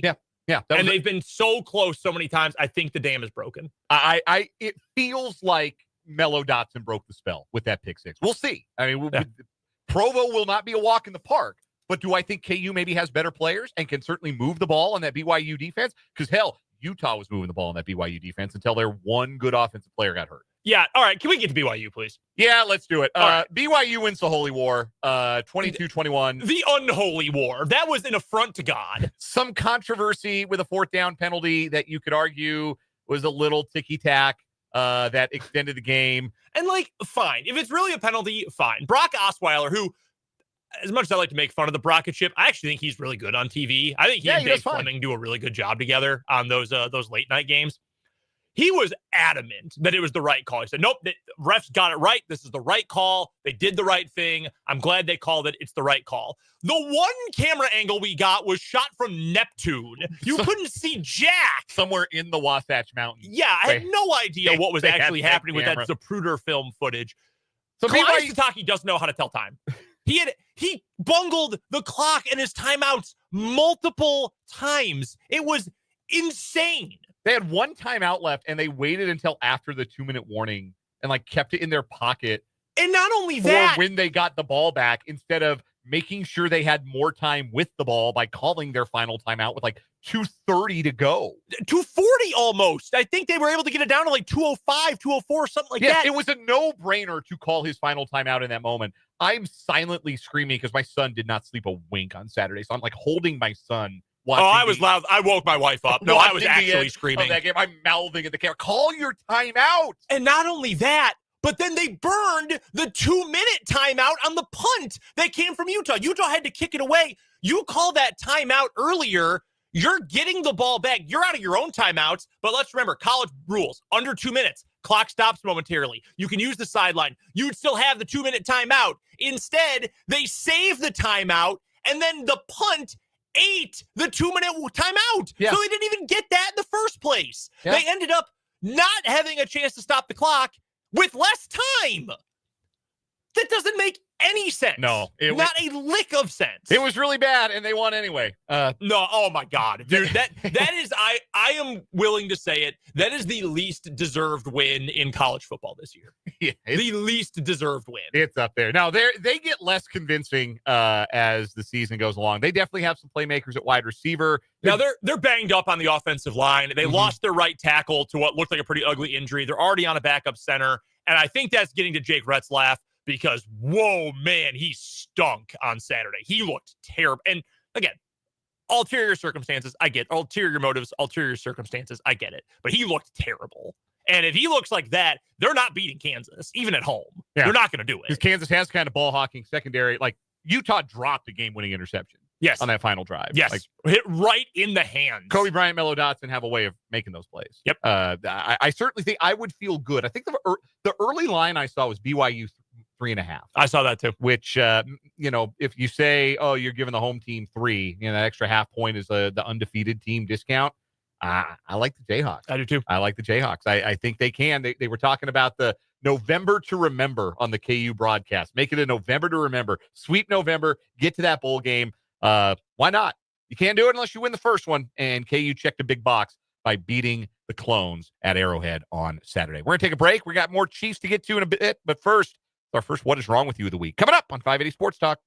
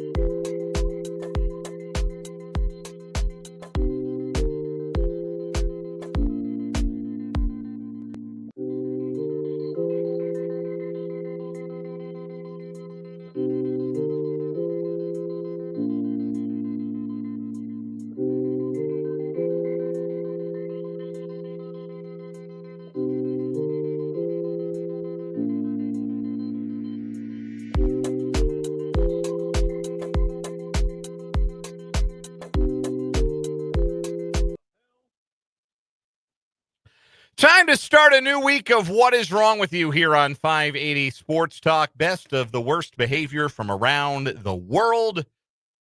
We do 2 stories every day. We pick a winner. That winner survives as our weekly champion unless it is dethroned throughout the week. Our Friday winner is our weekly champion. We have a monthly championship, and in December, we have our Tournament of Fail Champions.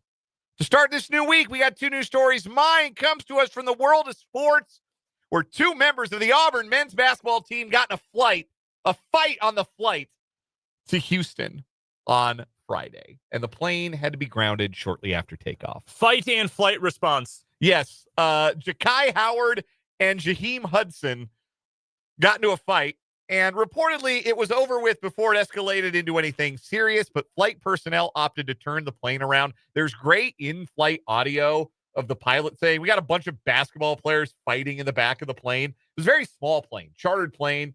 One of those where, like, I think there's a seat on either side of the aisle. So it was not a very big plane. Not the kind of plane you would think you'd have room for the sort of altercation that makes you turn the plane around. But if you've ever been on a road trip with your siblings and gotten a little feisty with your sibling in the back of the van and had your dad turn around and go, I turned this car right around. There will be no Disney World. If you don't straighten up and act right, I'm going to turn this thing around. We'll go right home. I swear we'll do it. You better shape up. Literally, it happened. Bruce Pearl literally had to turn that plane around. Not literally Bruce Pearl, but Bruce Pearl's plane. I wouldn't put it past him. Yeah, he probably went up there and said, turn this plane around. We got to land. I believe Bruce Pearl is the guy who thinks he could land a plane. You know, when we, like, once a year, one of those surveys will be done where it's like 8% of American men between 18 and 35 believe they could beat a grizzly bear in a fight. Bruce Pearl is absolutely one of those guys, just in an older demographic. What is especially funny, the postscript, is Auburn ended up getting on the plane as a team without the 2 parties who were fighting. Ne'er-do-wells. Yes. Got on the plane and went and beat Houston at the Fertitta Center. Pretty good win. That was a crazy game. I don't know if you got to catch any of it. It kind of got lost. It was on ESPNU on Saturday night while football was going on all over the place. It was a great, great game. And Janai Broom and his teammates celebrated by pretending to be airplanes.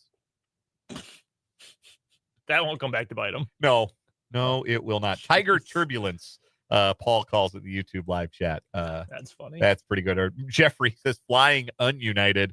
That's pretty good too. All right, what's your story today? All right, we're going to Vermont, Bradford, Vermont, where police say that a man spread hundreds of nails and screws across a road and parking area.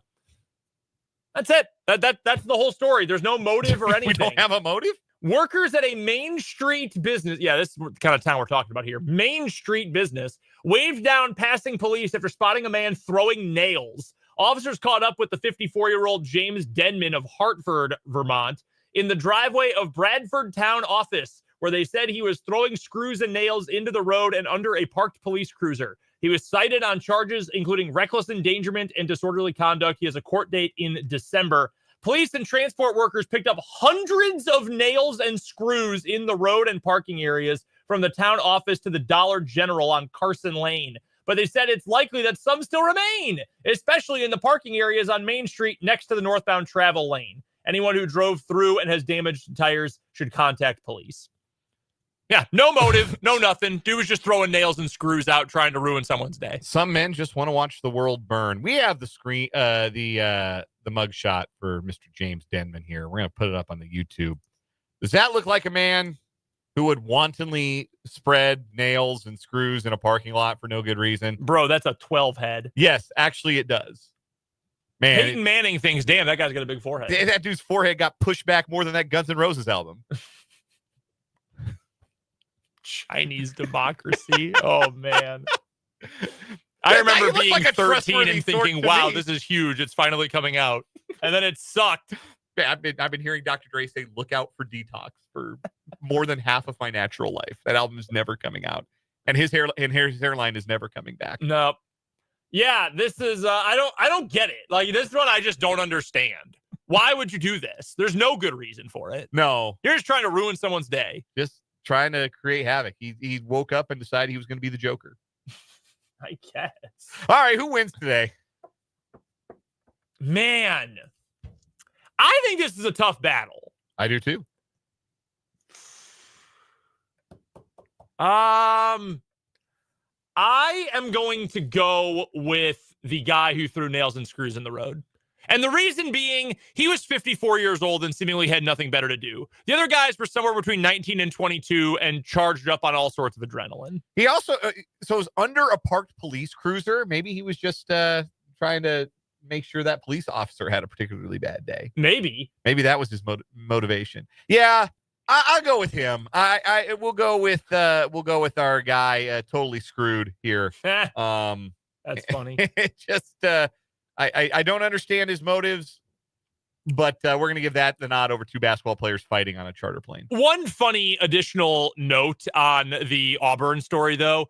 I don't know how you spend enough time on social media. You end up following a bunch of people who cover or are fans of random teams. For some reason, I follow multiple people who are Auburn fans who are also retweeting and reposting other things from Auburn fans when the story broke the other day.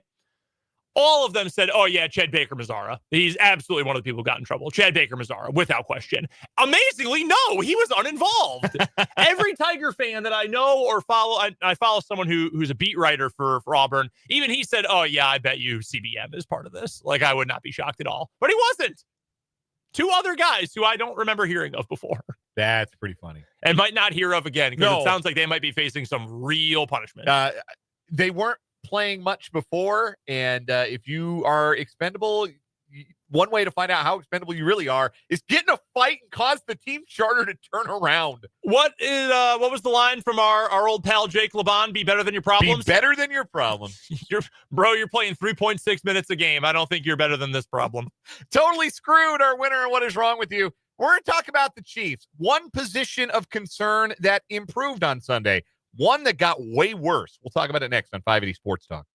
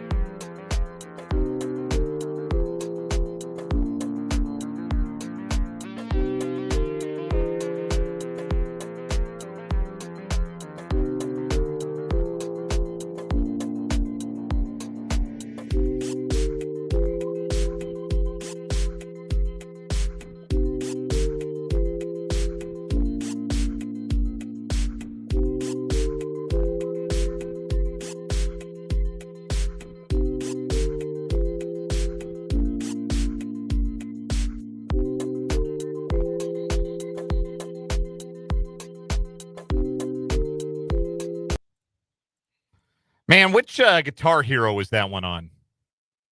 I feel like that was a Guitar Hero track. I don't believe this one made it to Guitar Hero. It should have. Do you know what song this is? Jump in the Fire? That's right. Yeah. Kill 'Em All. Should have. Great album. If it did, it might have made it to Guitar Hero Metallica, which I, of course, owned. Yeah, there you go. Maybe that's what I'm thinking of. Dan and Brendan with you on 580 Sports Talk, 442. We're more than halfway home on this edition of 580 Sports Talk. We've got plenty more to come still today, recapping the weekend in college basketball. Lots more NFL Week 10 to get into. 580 Sports Talk headlines coming up at the top of the 5 o'clock hour. Text line is open, 785-272-9429. Jump in the YouTube live chat if you're watching the video live, 580 Sports Talk. The YouTube rocks. Don't believe me. Just ask our pal Jeffrey, who says so in the YouTube live chat. I've been told many times we look much more handsome online. The old gag is we have faces for radio, but if that were true, they wouldn't even let us have a YouTube. That's so, true. You judge for yourself. That's also why it's more important to ask for forgiveness than permission. Yes, very true. So going into... You horse faces? No, we ain't putting you out there. Going into the second half of this Chiefs season, there were two positions that we'd kind of identified as positions for concern with the Chiefs. Left tackle and any cornerback not named Trent McDuffie, particularly after the injury to Jalen Watson. I actually thought the cornerback play was pretty good yesterday. I thought it was a step in the right direction for the defensive backs. Now, the caveat here is the Denver Broncos wide receivers aren't, as a group, guys who are going to beat you down the field. Like Cortland Sutton, yes, but that's about it. Like, you're not really afraid that Devon Vele is going to put you on a poster, or that Troy Franklin is going to dice you up on some nifty routes, or any of those other guys. They got like 8 tight ends, and they all look the exact same. They all look like roadies for Nickelback. I thought, even given that caveat, that Nazeeh Johnson played very well. We didn't notice Joshua Williams, which is a positive, no penalties. And I think that was a needed step in the right direction for the sake of confidence. For a guy like Johnson in particular, who we all know his story. He was a guy who the Chiefs were very high on, and last year looked like maybe he might have an opportunity to play a lot, and then he tore his ACL very early in camp. And has had to come back from that, lost some development time. So he's behind the curve a little bit in relation to some of his peers, but still a guy that the Chiefs were really excited about, and excited about his versatility and excited about what he could bring. And so he got really an extended opportunity in yesterday's game, and I thought made the most of it. Wasn't perfect. No. I thought he was the one who got lost on coverage on the long crossing route to Adam Troutman that ended up setting up Denver's first touchdown. If you watch that replay, Johnson collides with Drew Tranquill in the middle of the field, and you have two guys in that spot, which meant there was nobody following Troutman across the field, and ended up being a busted play, or a big play for the Broncos. But you're going to have good with bad with inexperienced defensive backs, and I thought there was more good than bad this weekend. I thought we needed to see that. Yeah, no, I would agree with that. And look, this is something that you just trust with the Chiefs, right? That I know it's overplayed, but the trust the process saying it does apply, generally speaking, and it's more important when you have good process that you trust it. What's a really good process? Trusting Steve Spagnuolo and Dave Merritt with defensive backs, especially young defensive backs that can be molded into the Chiefs way, if you will, was the Patriot way for all those years. Chiefs defensive backs, specifically cornerbacks, when they work with this group of coaches, there's a certain standard you need to set. And if you don't meet it, you're not going to play. But by the same token, they have gotten so many different guys to meet that standard. Trent McDuffie was a good prospect coming out of Washington. He was a late first-round pick. He's now one of what I think is the 3 best cornerbacks in the entire NFL. That's a big deal. Jalen Watson has been with this team for 3 years, and I know he's hurt now, might not play the rest of the year, but he's playing the best football of his entire career. He was good as a rookie. He was good in a very limited number of snaps last year. He's been great so far this year. That is the Spags and Dave Merritt thing right there. Go back even farther and look at some of the other names. Charvarius Ward was a throw-in former undrafted free agent who left the Chiefs for his big payday, but got a big payday. Anytime you have a player who you either drafted or traded for or signed as an undrafted free agent, whatever it is, and they get a second contract from anybody, especially a lucrative one, that's a win for your team and your franchise and your development. Charvarius Ward, A, you won a Super Bowl with him, but B, 100% a massive win for the Chiefs and that secondary coaching and defensive coaching group in terms of development. Throw in some other names as well. Najee Johnson is in that group now. You know, a guy who's kind of forgotten, I think he's still kicking around the league somewhere, Rashad Fenton. Yeah. You want to talk about a guy who just was a nobody. He was a 6th-round pick out of South Carolina. Rashad Fenton as a rookie in 2019 as the Chiefs slot corner was awesome. We were begging the Chiefs to play him more that year. He was great for that team. This group finds a way to make the best of the pieces that they have, and I think that the defensive backs exemplify that more than anyone, more than the wide receivers, more even than the defensive linemen. And I think defensive line is an area where that really stands out too. When you look at a guy like Turk Wharton, who has spent years as a productive player now for this team. Derek Nottie, who no one would have, like, okay, whatever. And Derek Nottie's barely played this year. He's played the least he's ever played, but he's been a useful player for 6 years now. That's what we're talking about with this team. So I'm not surprised at all that they have found somebody who can step up in that role, even if it's not as good as we've seen from cornerbacks past, even guys past this season. But if there's anyone I trust to make it work, it's the Chiefs defensive coaching staff working with defensive backs. So that's the positive. Left tackle, a resounding negative yesterday. Wanye Morris got hurt. Kingsley Suamataia came in and immediately got beat like a rented mule by Nick Bonito for a sack. Nick Bonito, like, fine player. I'd even say a good player. Like, Denver's front is good. Jonathan Cooper's a good player. Jonathan Franklin Myers is playing great football. Zach Allen is playing at a Pro Bowl level. Like, they got good. The DJ Jones was really good yesterday for the Broncos. And they got a bunch of guys up front that are good and played well. It was a team effort being better than the Chiefs front five yesterday. But Nick Bonito looked like prime Lawrence Taylor when he got to pass rush against Kingsley Suamataia. And it would be one thing if it were like, okay, Kingsley's obviously in the developmental stage as a prospect. We're seeing some good. We're seeing some bad. It's not that with him right now. He looks unplayable. He looks like somebody that you just cannot end up with on the field under any set of circumstances. Matt Verderame, we had on in the 3 o'clock hour NFL Insider. He is firm in his belief that Wanye Morris is good enough to win a Super Bowl with at left tackle. It's probably about as bad as you can be at left tackle and still say that, I think. But Wanye's play at left tackle has not been great, not been confidence inspiring, but it's been okay enough. If he gets hurt, there are 2 nuclear options for the Chiefs. One of them is moving Joe Thuney to left tackle. He has done that in the past. Andy Reid shot that down in the postgame yesterday. Somebody asked him if that had been a thought in his thought that had crossed his mind. He said no immediately. I understand that if you're an offensive line coach, you value continuity. You want to keep guys in the same spots as much as you can. You don't want to juggle like that. So the thought is, well, you keep Thuney out there. It's 4 of your 5 best O-linemen. You plug Mike Caliendo in at left guard. But then the continuity in the interior that has made the Chiefs' interior line so good is compromised. I understand not wanting to do that. But what about the other nuclear option? Donovan Smith, still a street free agent. Somebody asked Andy Reid about that today. I will read you Andy Reid's quote as it was transcribed from his press conference today. The question was, has there been any consideration to bring in Donovan Smith or another veteran? And this is what Andy Reid said, quote, listen, that's Veach's area. He looks at everything, so I'm not going to say no. But what we do as coaches, and we overemphasize, we're going to focus in on these kids that are here, and they're getting better. I know it's hard to see at times, but there's progress being made, and we're going to be okay as we go forward. So something of a vote of confidence, something of an explainer of how a coach's job works, but not a hard no about the idea of maybe exploring street free agency midway through the season. That is not a spot you want to be in when you have used 2 day 2 picks on the left tackle spot the last 2 years, and both of them appear to be lagging behind in development. Not a great sign. I don't disagree with Matt and what he said earlier that can the Chiefs win a Super Bowl with Wanye Morris? Sure. Yeah, they can.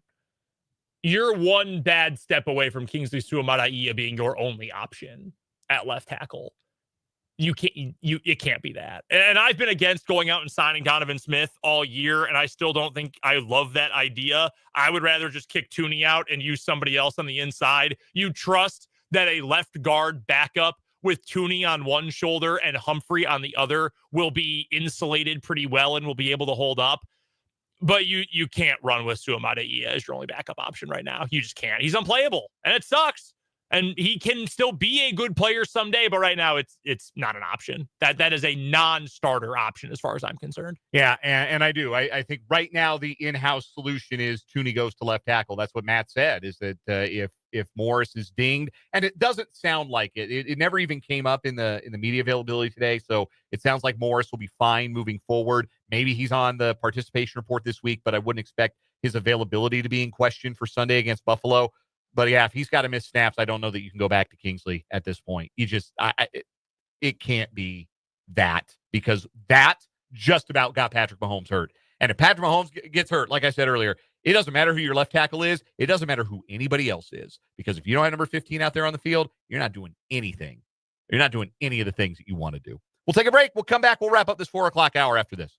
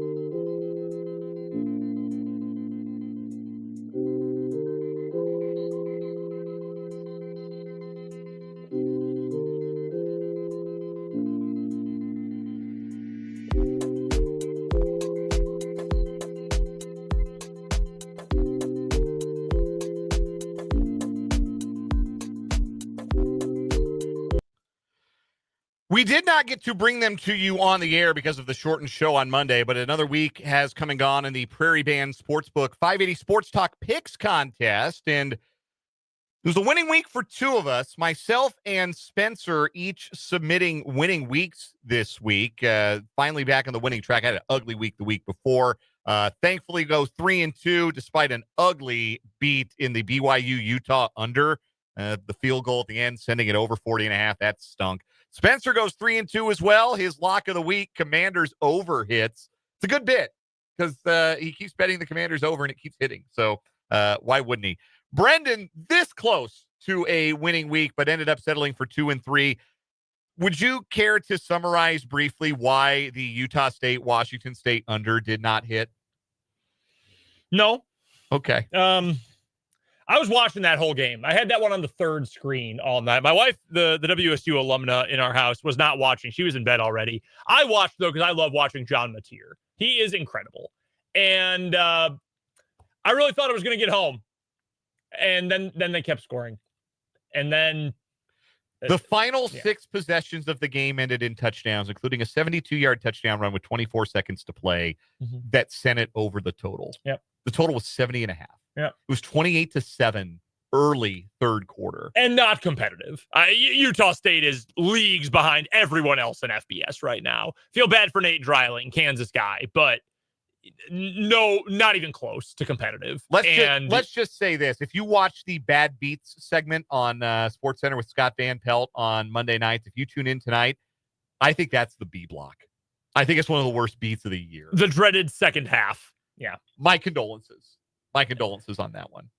Yeah. I maintain the lead, though, with a winning week, 3-2, back amongst the winning. Final hour of the show coming up. We got headlines. We got college hoops. We got final NFL thoughts for the week.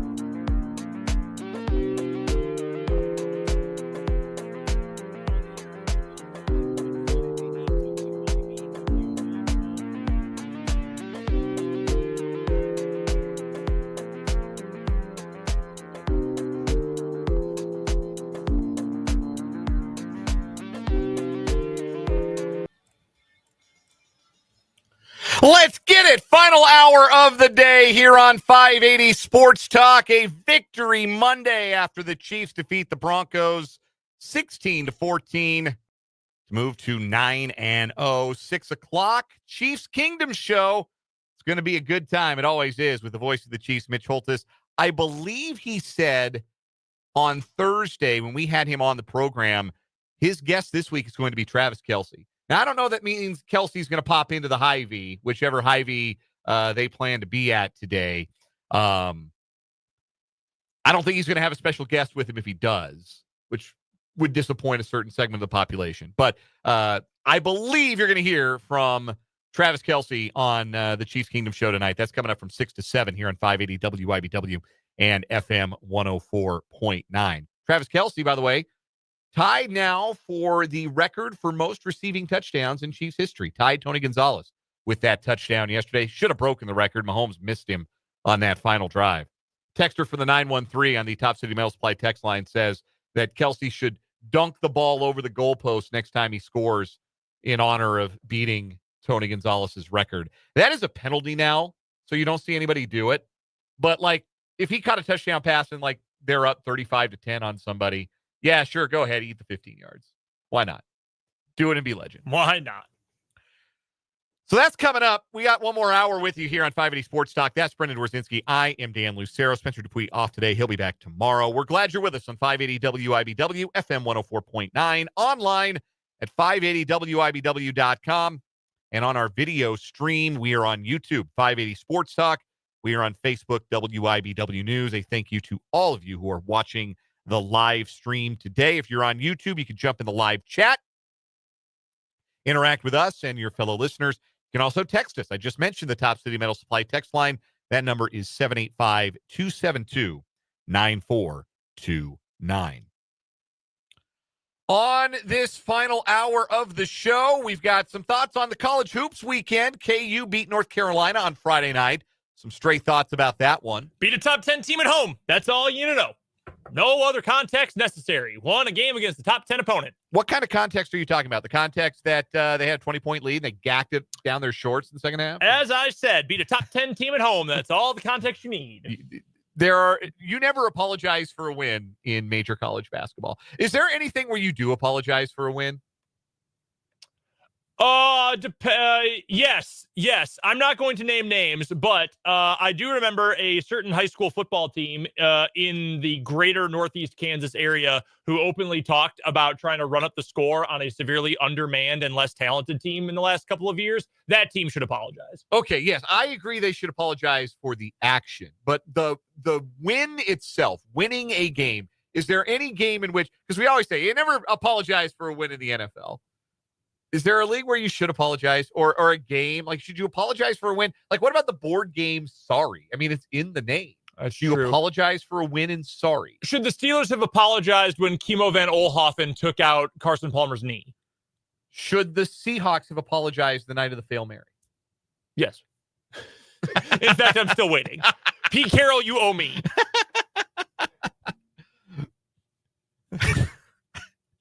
No, you're right. Sometimes you didn't apologize for winning. Yeah, but not KU on Friday night. We'll talk about that, a little bit about K-State's win over Cleveland State as well. We've also got some thoughts on NFL Week 10 and some final thoughts on a Chiefs victory over the Broncos, 16-14. The Chiefs remain the only unbeaten in the National Football League at 9-0. But we start this 5 o'clock hour as we do every 5 o'clock hour with our 580 Sports Talk headlines. We began with the top 25 polls. We have our first in-season polls in college basketball. Kansas remains the number one team in men's college basketball, receiving 44 first-place votes.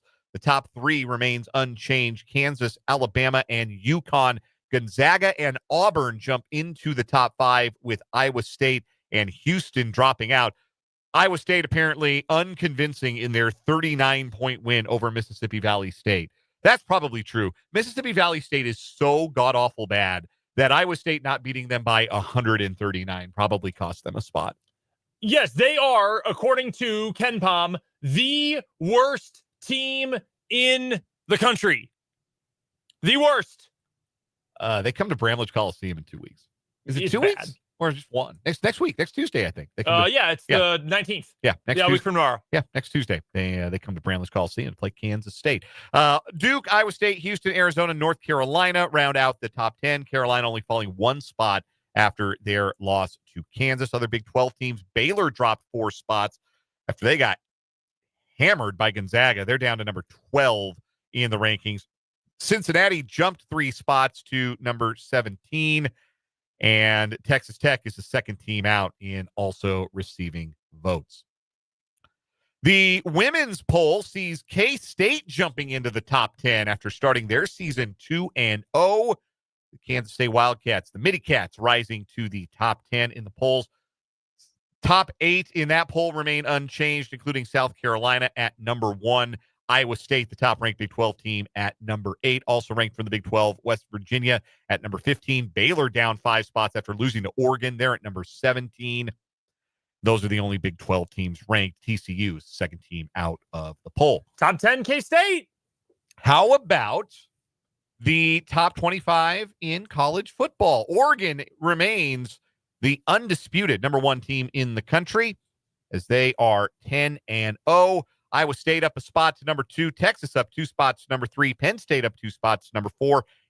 10 Windiana into the top 5, which I understand they moved up because there were some big droppers this week, Georgia and Miami.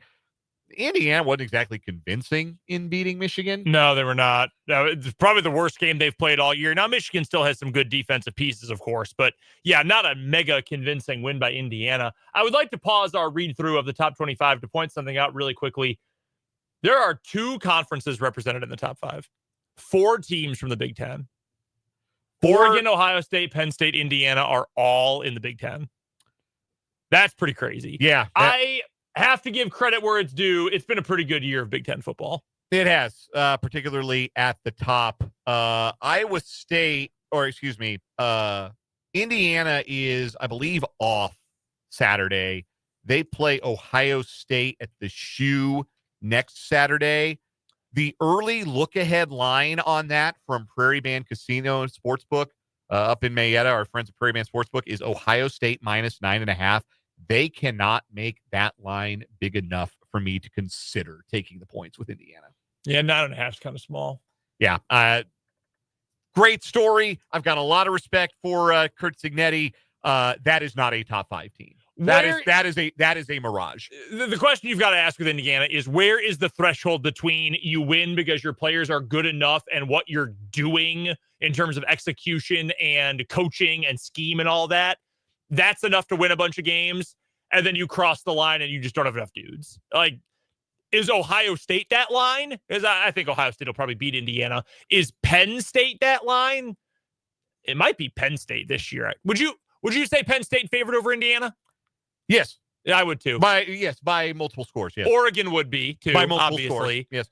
I'm just looking at the poll. Like, the teams ranked behind Indiana, like Tennessee would be a touchdown favorite over Indiana. BYU probably would not. Indiana, I think, would be favored over BYU. Agreed. 7th, by the way. But Notre Dame would be a favorite. Alabama would probably be a 2-touchdown favorite. They are playing really good football right now. You think they'd be a bigger favorite than Ohio State? Yes.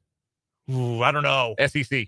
Well, yeah. I mean, Ohio State gets the SEC treatment. I think Ohio State will be a 2-touchdown favorite by the time. By kickoff? Kickoff. Yeah, I think that line will go up. But Alabama's playing really. They beat the hell out of LSU on Saturday. I did. It was awesome. I'd love to see that happen to Brian Kelly. I do want to add real quick. I agree. I do not think Indiana is one of the 5 best teams in the country, but I do think the poll gets it right. Your resume should matter. Yes. And I have no problem with Indiana getting to that point. Same with BYU at 7. You heard my comments earlier. I don't think BYU is one of the 7 best teams in America, but you go 9-0, you deserve the recognition. So the poll got it right. Even if those teams both might lose. Winning games or their next game. Winning games has to matter. Yes, it does. It has to matter. Otherwise, you're just basically ranking the team by their 24/7 composite scores. Yeah. Greg Sankey, remember that come NCAA tournament time in basketball when, why doesn't Texas A&M get in? They were 1 game over 500. Shut up. Ole Miss is into the top 10. Lane Kiffin's first ever win as a coach over a top 5 team after they beat Georgia, who's down 9 spots to 11. Miami plummets after losing to Georgia Tech. They're down to number 12. Boise State, SMU, Texas A&M round out the top 15. 16 through 20, Army, Clemson, Colorado, Washington State, and Kansas State, who didn't lift a finger but moved up 2 spots anyway to number 20. There you go, Cats fans. All those weeks of we keep winning, why aren't we going anywhere in the poll? There you go. You did nothing and jumped 2 spots this week. Yeah, that's the key. Do nothing. There you go. They look really good at practice. LSU down 7 spots, number 21. The funniest thing I saw this weekend was Spencer Hall of Every Day Should Be Saturday and the Shutdown Fullcast suggesting that they were going to put Brian Kelly in the Tiger cage with the fake Mike the Tiger that they tried to roll out inhumanely during that football game. Don't hate that idea, truthfully. I really don't. I think he also said something to the effect of "Get ready to learn Purdue, buddy." Yeah, Brian Kelly. I saw that one. Yeah. Louisville number 22. 3 new teams in the poll this week: South Carolina, Mizzou. Why are we still ranking Mizzou? Hey, playoff hopes. They're still alive, according to Eli Dorkwitz. I bet they are. Yep. That game against Oklahoma was bananas. Vile. Disgusting. A crime against football. Tulane also into the poll at number 25. That means, number 1, Iowa State out. They're the first team out this week. Number 2, there is one team in America with 2 road wins against top 25 teams. Do you know who it is, Brendan? I do, because I saw it on Twitter earlier today. That would be the Kansas State Wildcats. Road wins at number 18, Colorado, and at number 25, Tulane. No SEC team can claim that. No Big Ten team can claim that. Just the Cats. One team that was one of the biggest droppers. In fact, they are the biggest dropper of the week. You mentioned them, Georgia, from 2 to 11. Has any one player in college football this year lost more money than Carson Beck? Because Carson Beck went from, maybe with a good year, he's a first-round pick. He got in a bad quarterback year. Maybe he goes number 1 to, dog, you're going to be backing up for the Memphis Showboats next year. He is horrible. He doesn't know where the ball's going. He's throwing it right to defenders constantly.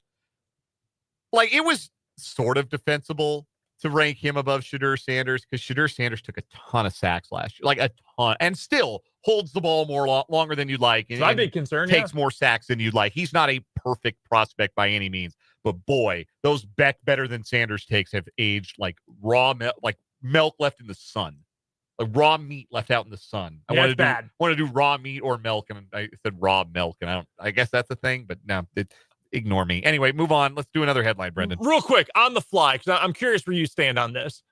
Top 3 quarterback prospects for the draft. Not necessarily best in college right now, but this year's draft. Who would be your top 3? For the draft? Shedeur's definitely top 3 for me. Like, the arm talent's too good. Okay, fair. And he's playing really well. I mean, give him tons of credit. He's playing really well. He's up there. It's hard, isn't it? I would say Ewers. I think, man, Ewers after 2 weeks looked like number 1 with a bullet. Then I don't know.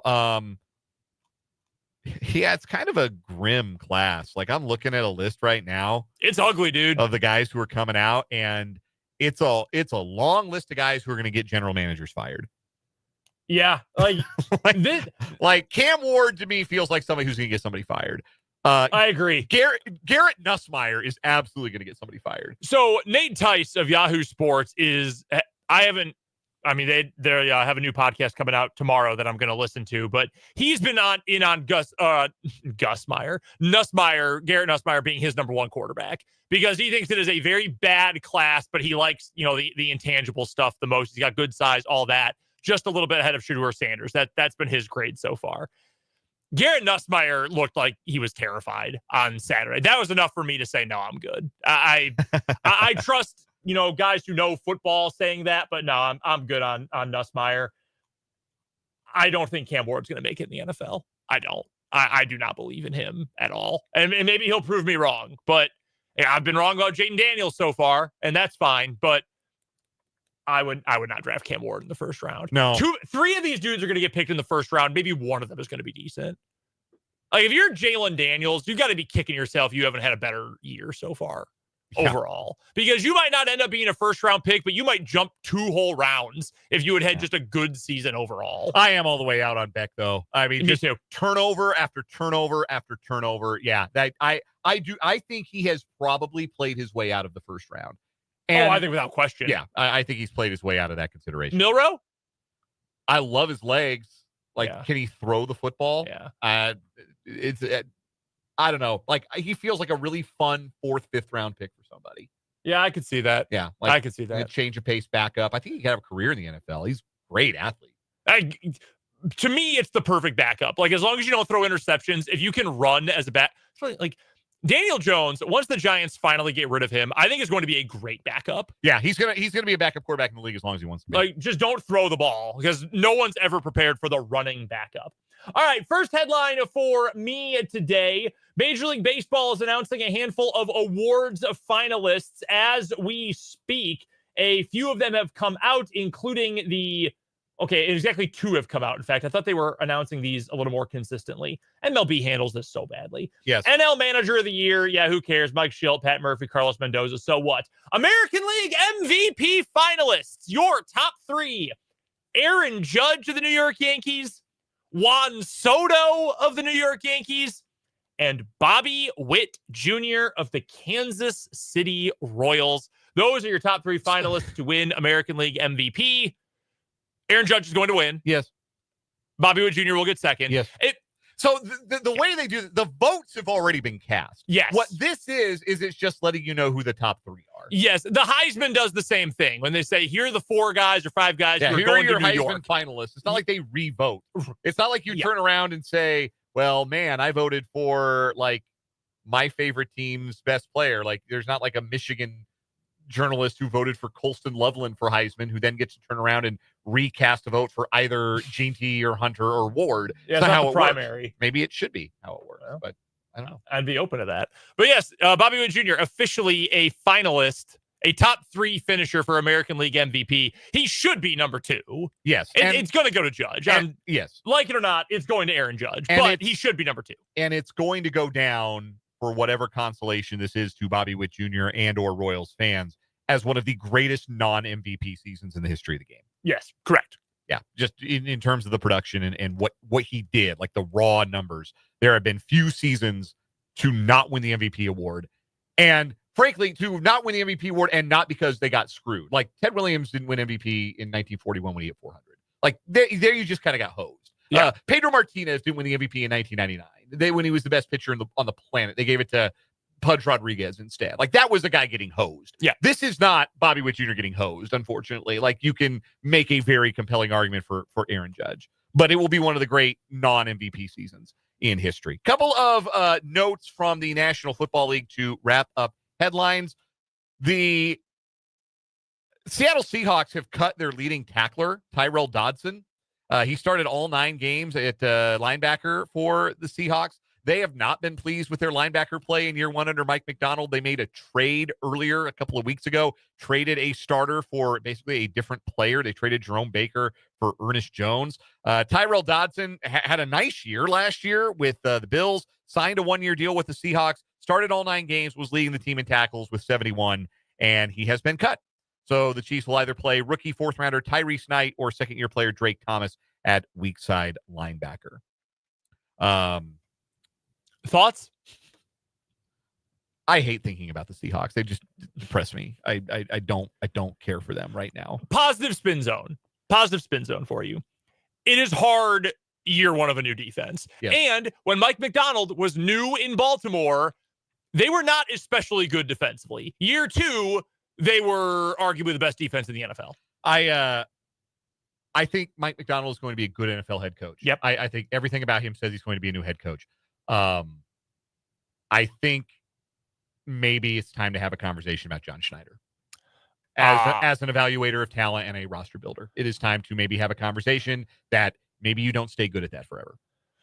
I am willing to hear that as an outsider. Now, I do think you do have to add, you have drafted well at corner for the most part. Uh-huh.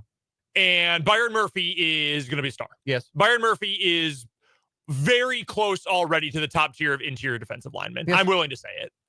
What Justin Madubuike did last year as a veteran, well, a couple years into the league, that's what Byron Murphy is going to do regularly in that McDonald's system. Here's the thing you can do, though, is to come out and say publicly, I think guards get overpaid and overvalued in this league, and then run out the worst collection of guard play in the history of the National Football League. Yeah, it's not good. No, you can't. It can't be that. Also, the Dallas Cowboys announced they're going to stick with Cooper Rush as their starting quarterback for next Monday night's game against the Houston Texans. Why? Why? Trey Lance was 4 for 6 for 21 yards, got sacked twice, had a pass intercepted. That might be why. Oh, that pissed. The pass wasn't really his fault. So this is the thing, right? Like, they traded for Trey Lance, and we've never really seen Trey Lance get a real look. But those guys see him in practice. He must be so bad in practice, dude. Yeah, there must be a reason. But by the same token, okay, so Trey Lance comes in. If he's decent, competent, good, maybe we've got something here. If he's bad, sweet, top 5 pick. Yeah. I just don't understand. No, I don't disagree with that thought process. Also, the Bears are not changing quarterbacks, which, of course, they're not going to bench Caleb Williams. They might fire offensive coordinator Shane Waldron, though. They've got to do something. That coaching staff is on borrowed time. I'm surprised they're not letting Matt Eberflus fire the offensive coordinator. The fact that they aren't suggests to me that they're just waiting to the end of the year and cleaning house. Hopefully, they don't ruin Caleb Williams in the process. Yeah, hopefully it doesn't just die getting hit too hard. I don't feel sympathy for the Chicago Bears, but I do feel sympathy for Caleb Williams, who I like. And he's got no help. His receivers have quit. DJ Moore has completely quit on that team. His line stinks. The defense at some point is going to quit because that's what defenses do when their offense sucks week after week. It's ugly. It's really ugly. And one last note, the Buffalo Bills are a banged-up football team. They were starting a collection of Houdats at wide receiver in their win over the Colts on Sunday. They will already have ruled out rookie wide receiver Keon Coleman, who's dealing with a wrist injury. Amari Cooper has missed the last 2 games. Sean McDermott says he's improving. Tight end Dalton Kincaid was injured against the Colts. He sounds optimistic about his chances to play, but he's beat up. So is right tackle Spencer Brown, who got hurt in that game, but was able to return. The Bills have opened the practice window for star linebacker Matt Milano, but he will not be practice or game ready to play on Sunday against the Chiefs. Other than that, Mrs. Lincoln, how was the play? Yeah, that is one banged up roster. They keep winning football games. It's credit to Josh Allen, credit to that program. But certainly they will be banged up going into the big showdown with the Chiefs on Sunday. Those are our headlines. We're going to come back, talk a little college hoops when we come back on this final hour of 580 Sports Talk.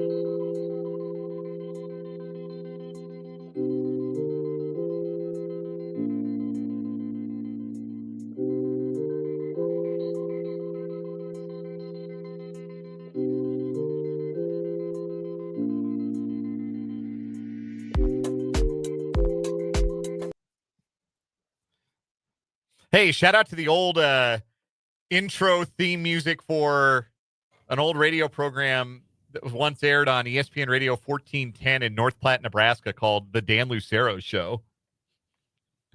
Was this a regular feature? Nah, yeah, this was my theme. This was the theme music. This one, loud pipes, rat-a-tat. Yeah, played a lot of that one.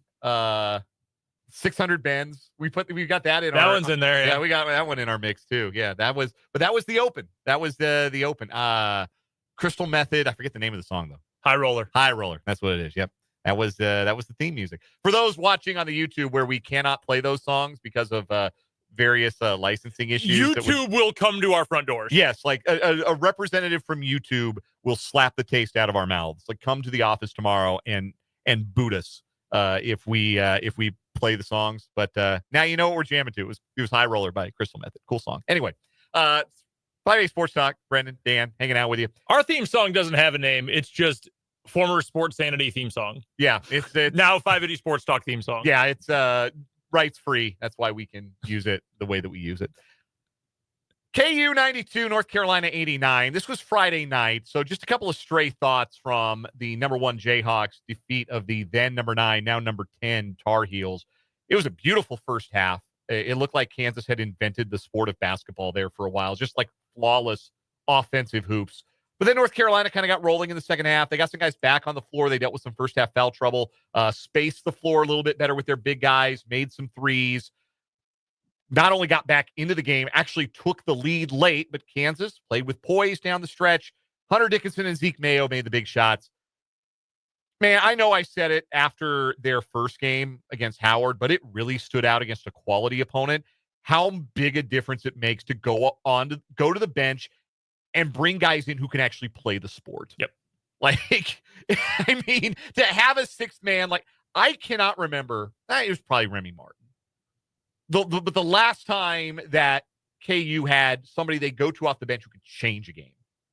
Yeah, Remy is the answer for sure. But it hasn't been many guys like that in recent memory. Like, you got to go back. Like, the championship team was crazy deep. Like, everybody on that team could play. Mm-hmm. But just as far as this person off the bench, there's no drop off when this guy has the ball, when this guy's had the controls. Well, it feels like it's been a while. And I think it speaks to your point. KU won a national championship when it had Remy Martin. I mean, that team was not playing in especially deep. I mean, it was mostly a 7-man rotation. Occasionally, KJ Adams would come in to play defense. And you could do that in the tournament. Like, you could especially get away with that in the tournament. But, like, over the course of what's going to be a really rugged season, because the non-conference is tough and the league is a 20-game schedule now, like, Bill Self is right to say that he can't go 30 minutes with Hunter, and he can't go 30 minutes with DeJuan Harris, and he can't go 30 minutes, 35 minutes with those guys. Maybe there's a spot for that, but by and large, you're going to need a bench in the Big 12 if you want to win the league, especially, and KU always does.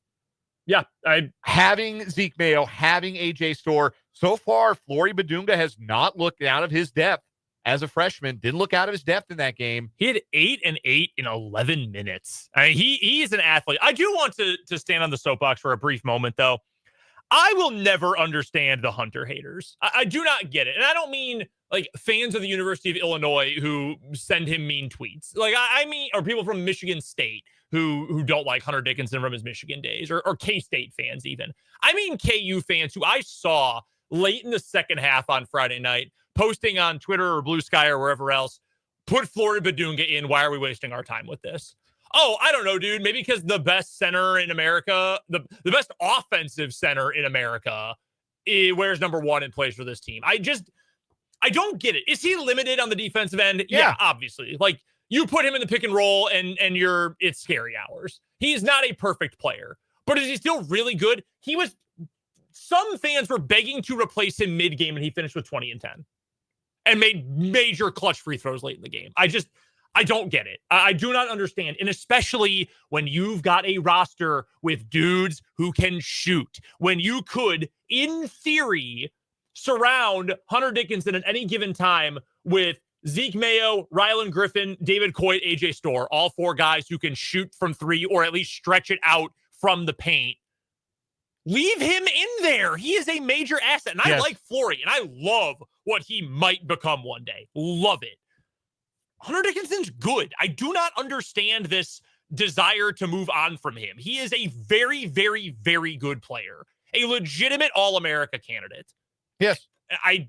I do not get it. You're right. Zeke Mayo was great. He was awesome. He was so fired up at the end of the game. It wasn't his first Allen Fieldhouse game. Obviously, that was a week ago tonight in the win over Howard, but it was his first game where the Fieldhouse was like that, and it was freaking juiced on a Friday night. He came up with big shots late. He was screaming at the crowd after the game.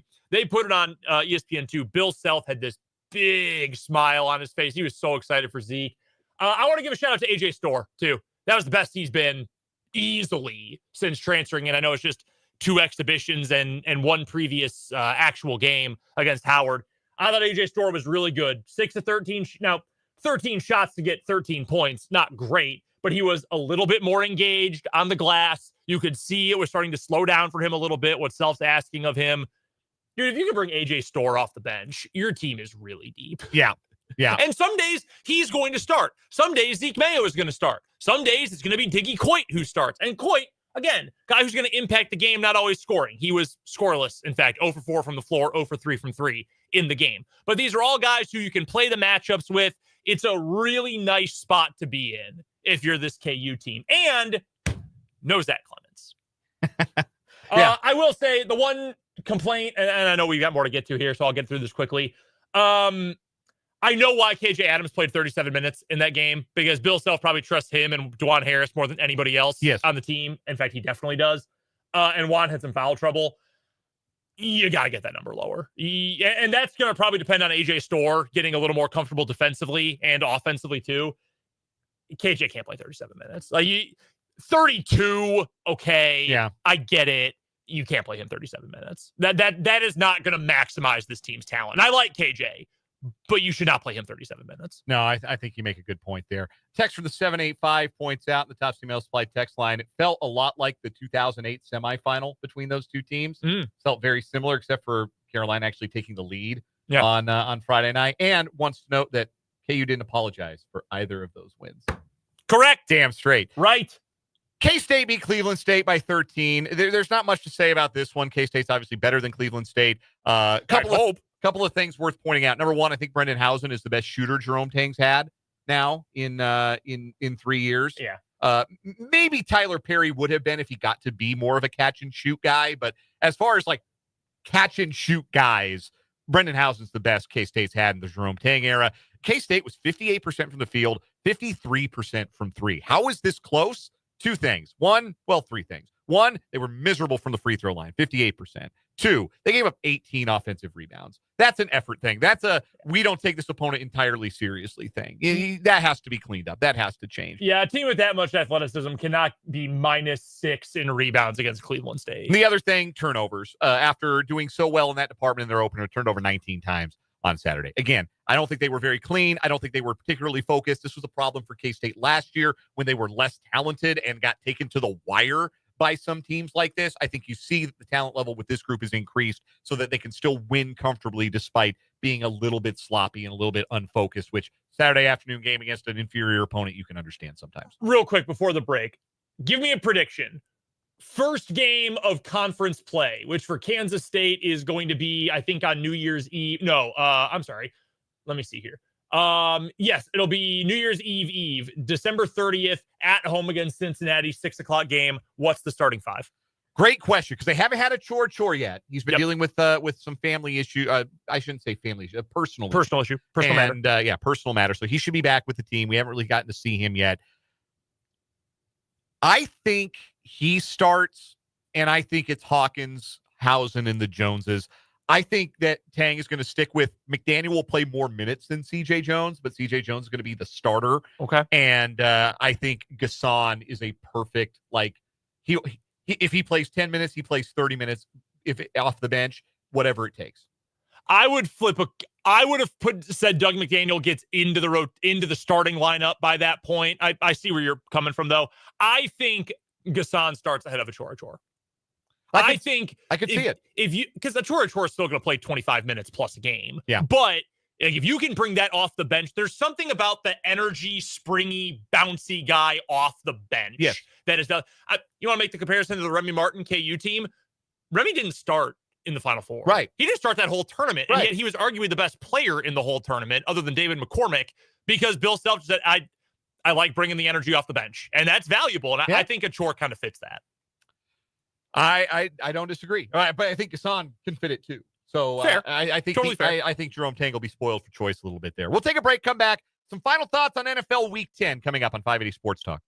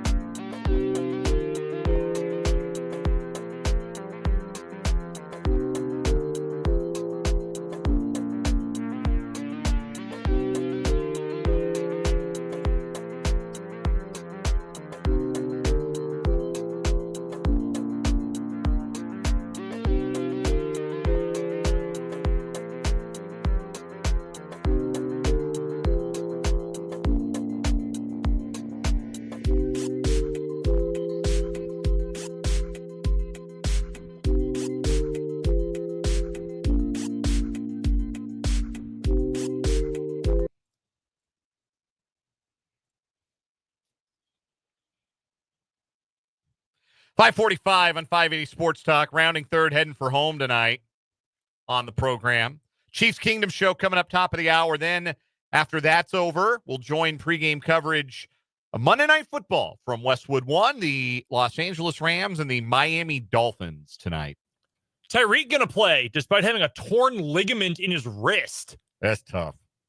Rams are slight favorites, I believe. Consensus line is around -2. Total is 49.5 consensus total. I kind of like the over. Yeah. Dolphins have scored a ton of points since Tua came back. Tua's been really good. He's played well. He's been really good. It hasn't mattered because they can't stop a nosebleed, but they have played really well. Some final thoughts on week number 10. I mentioned at the top of the show, the Chiefs. Maybe they feel like they can't die because they should have lost that game yesterday, and they did not. Yes. You know who else feels like they can't die? The Detroit Lions. Because Jared Goff threw 5 interceptions last night, and they won on the road.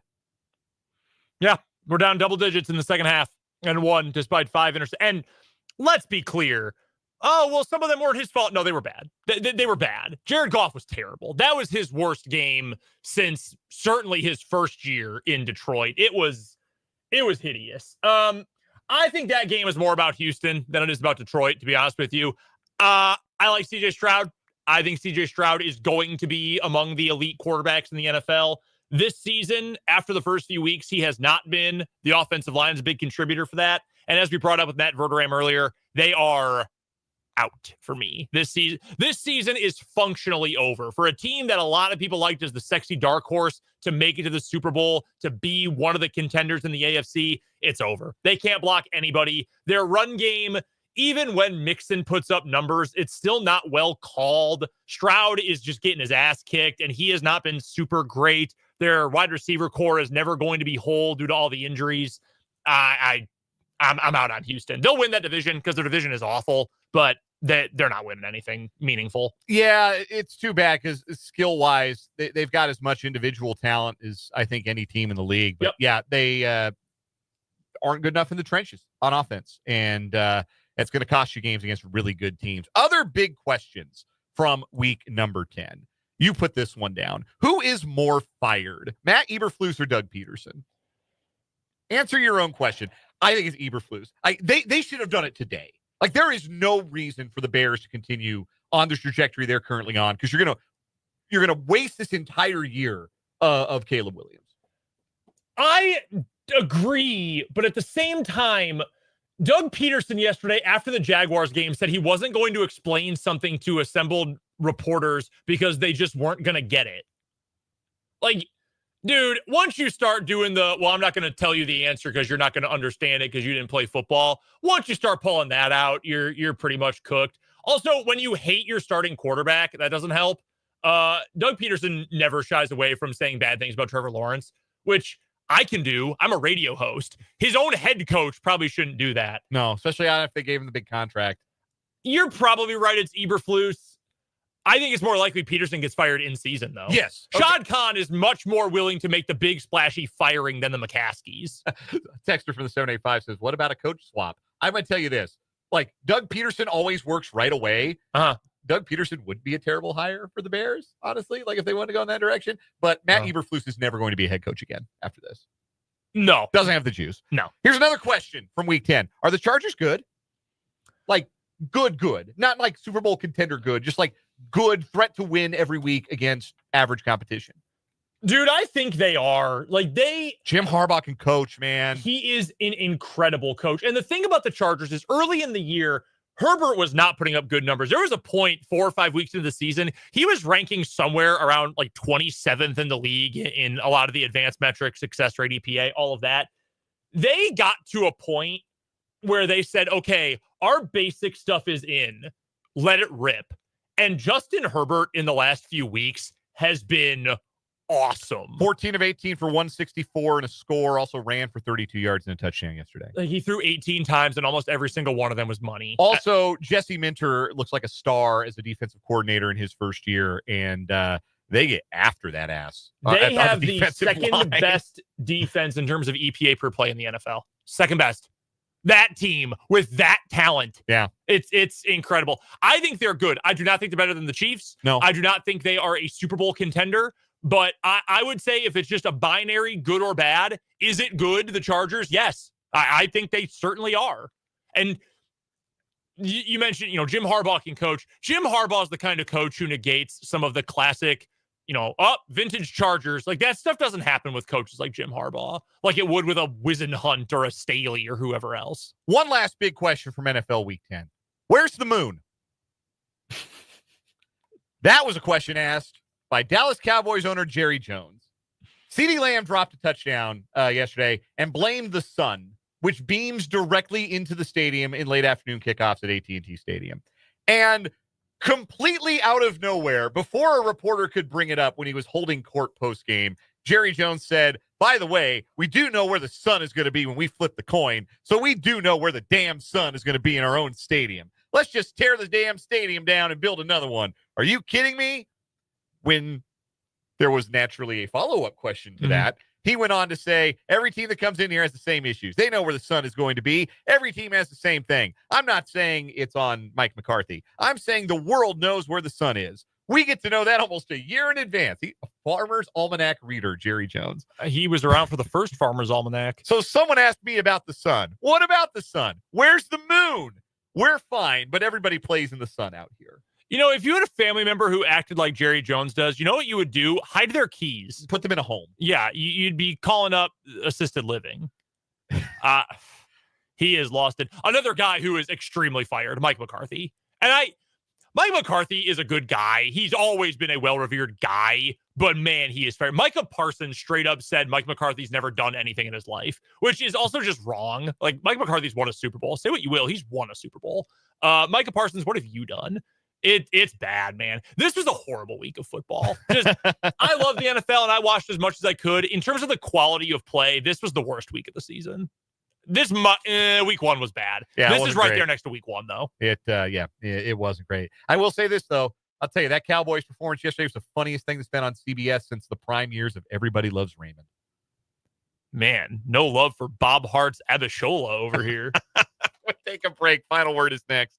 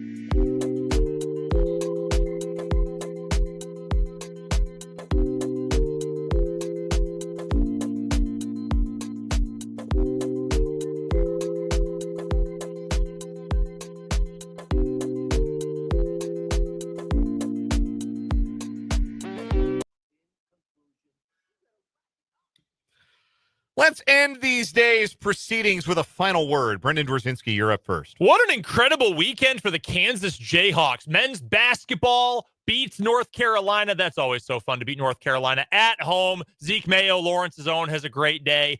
The women's soccer team's going to the NCAA tournament, from off the bubble to on the bubble to no doubt at all winning the Big 12 championship in KC Mo. Shout out to Nate Lee and that team. What an incredible run. 9 seed, I believe, or unseeded, I should say, in the NCAA tournament. They'll play the 8 seed. And then KU football to beat Iowa State. Just such a big moment for the team. Could not be happier for Devin Neal. No one deserves the adulation and congratulations that he has got more than number 4 has. Travis Goff, retire his number. Final word for me today. Got to win your clunkers. Said at the top of the show. I'll close the show with it. You got to win when you are not at your best. That's one thing that winners do consistently is find ways to win when you don't play an A game. And you're never going to play an A game 17 weeks out of 17.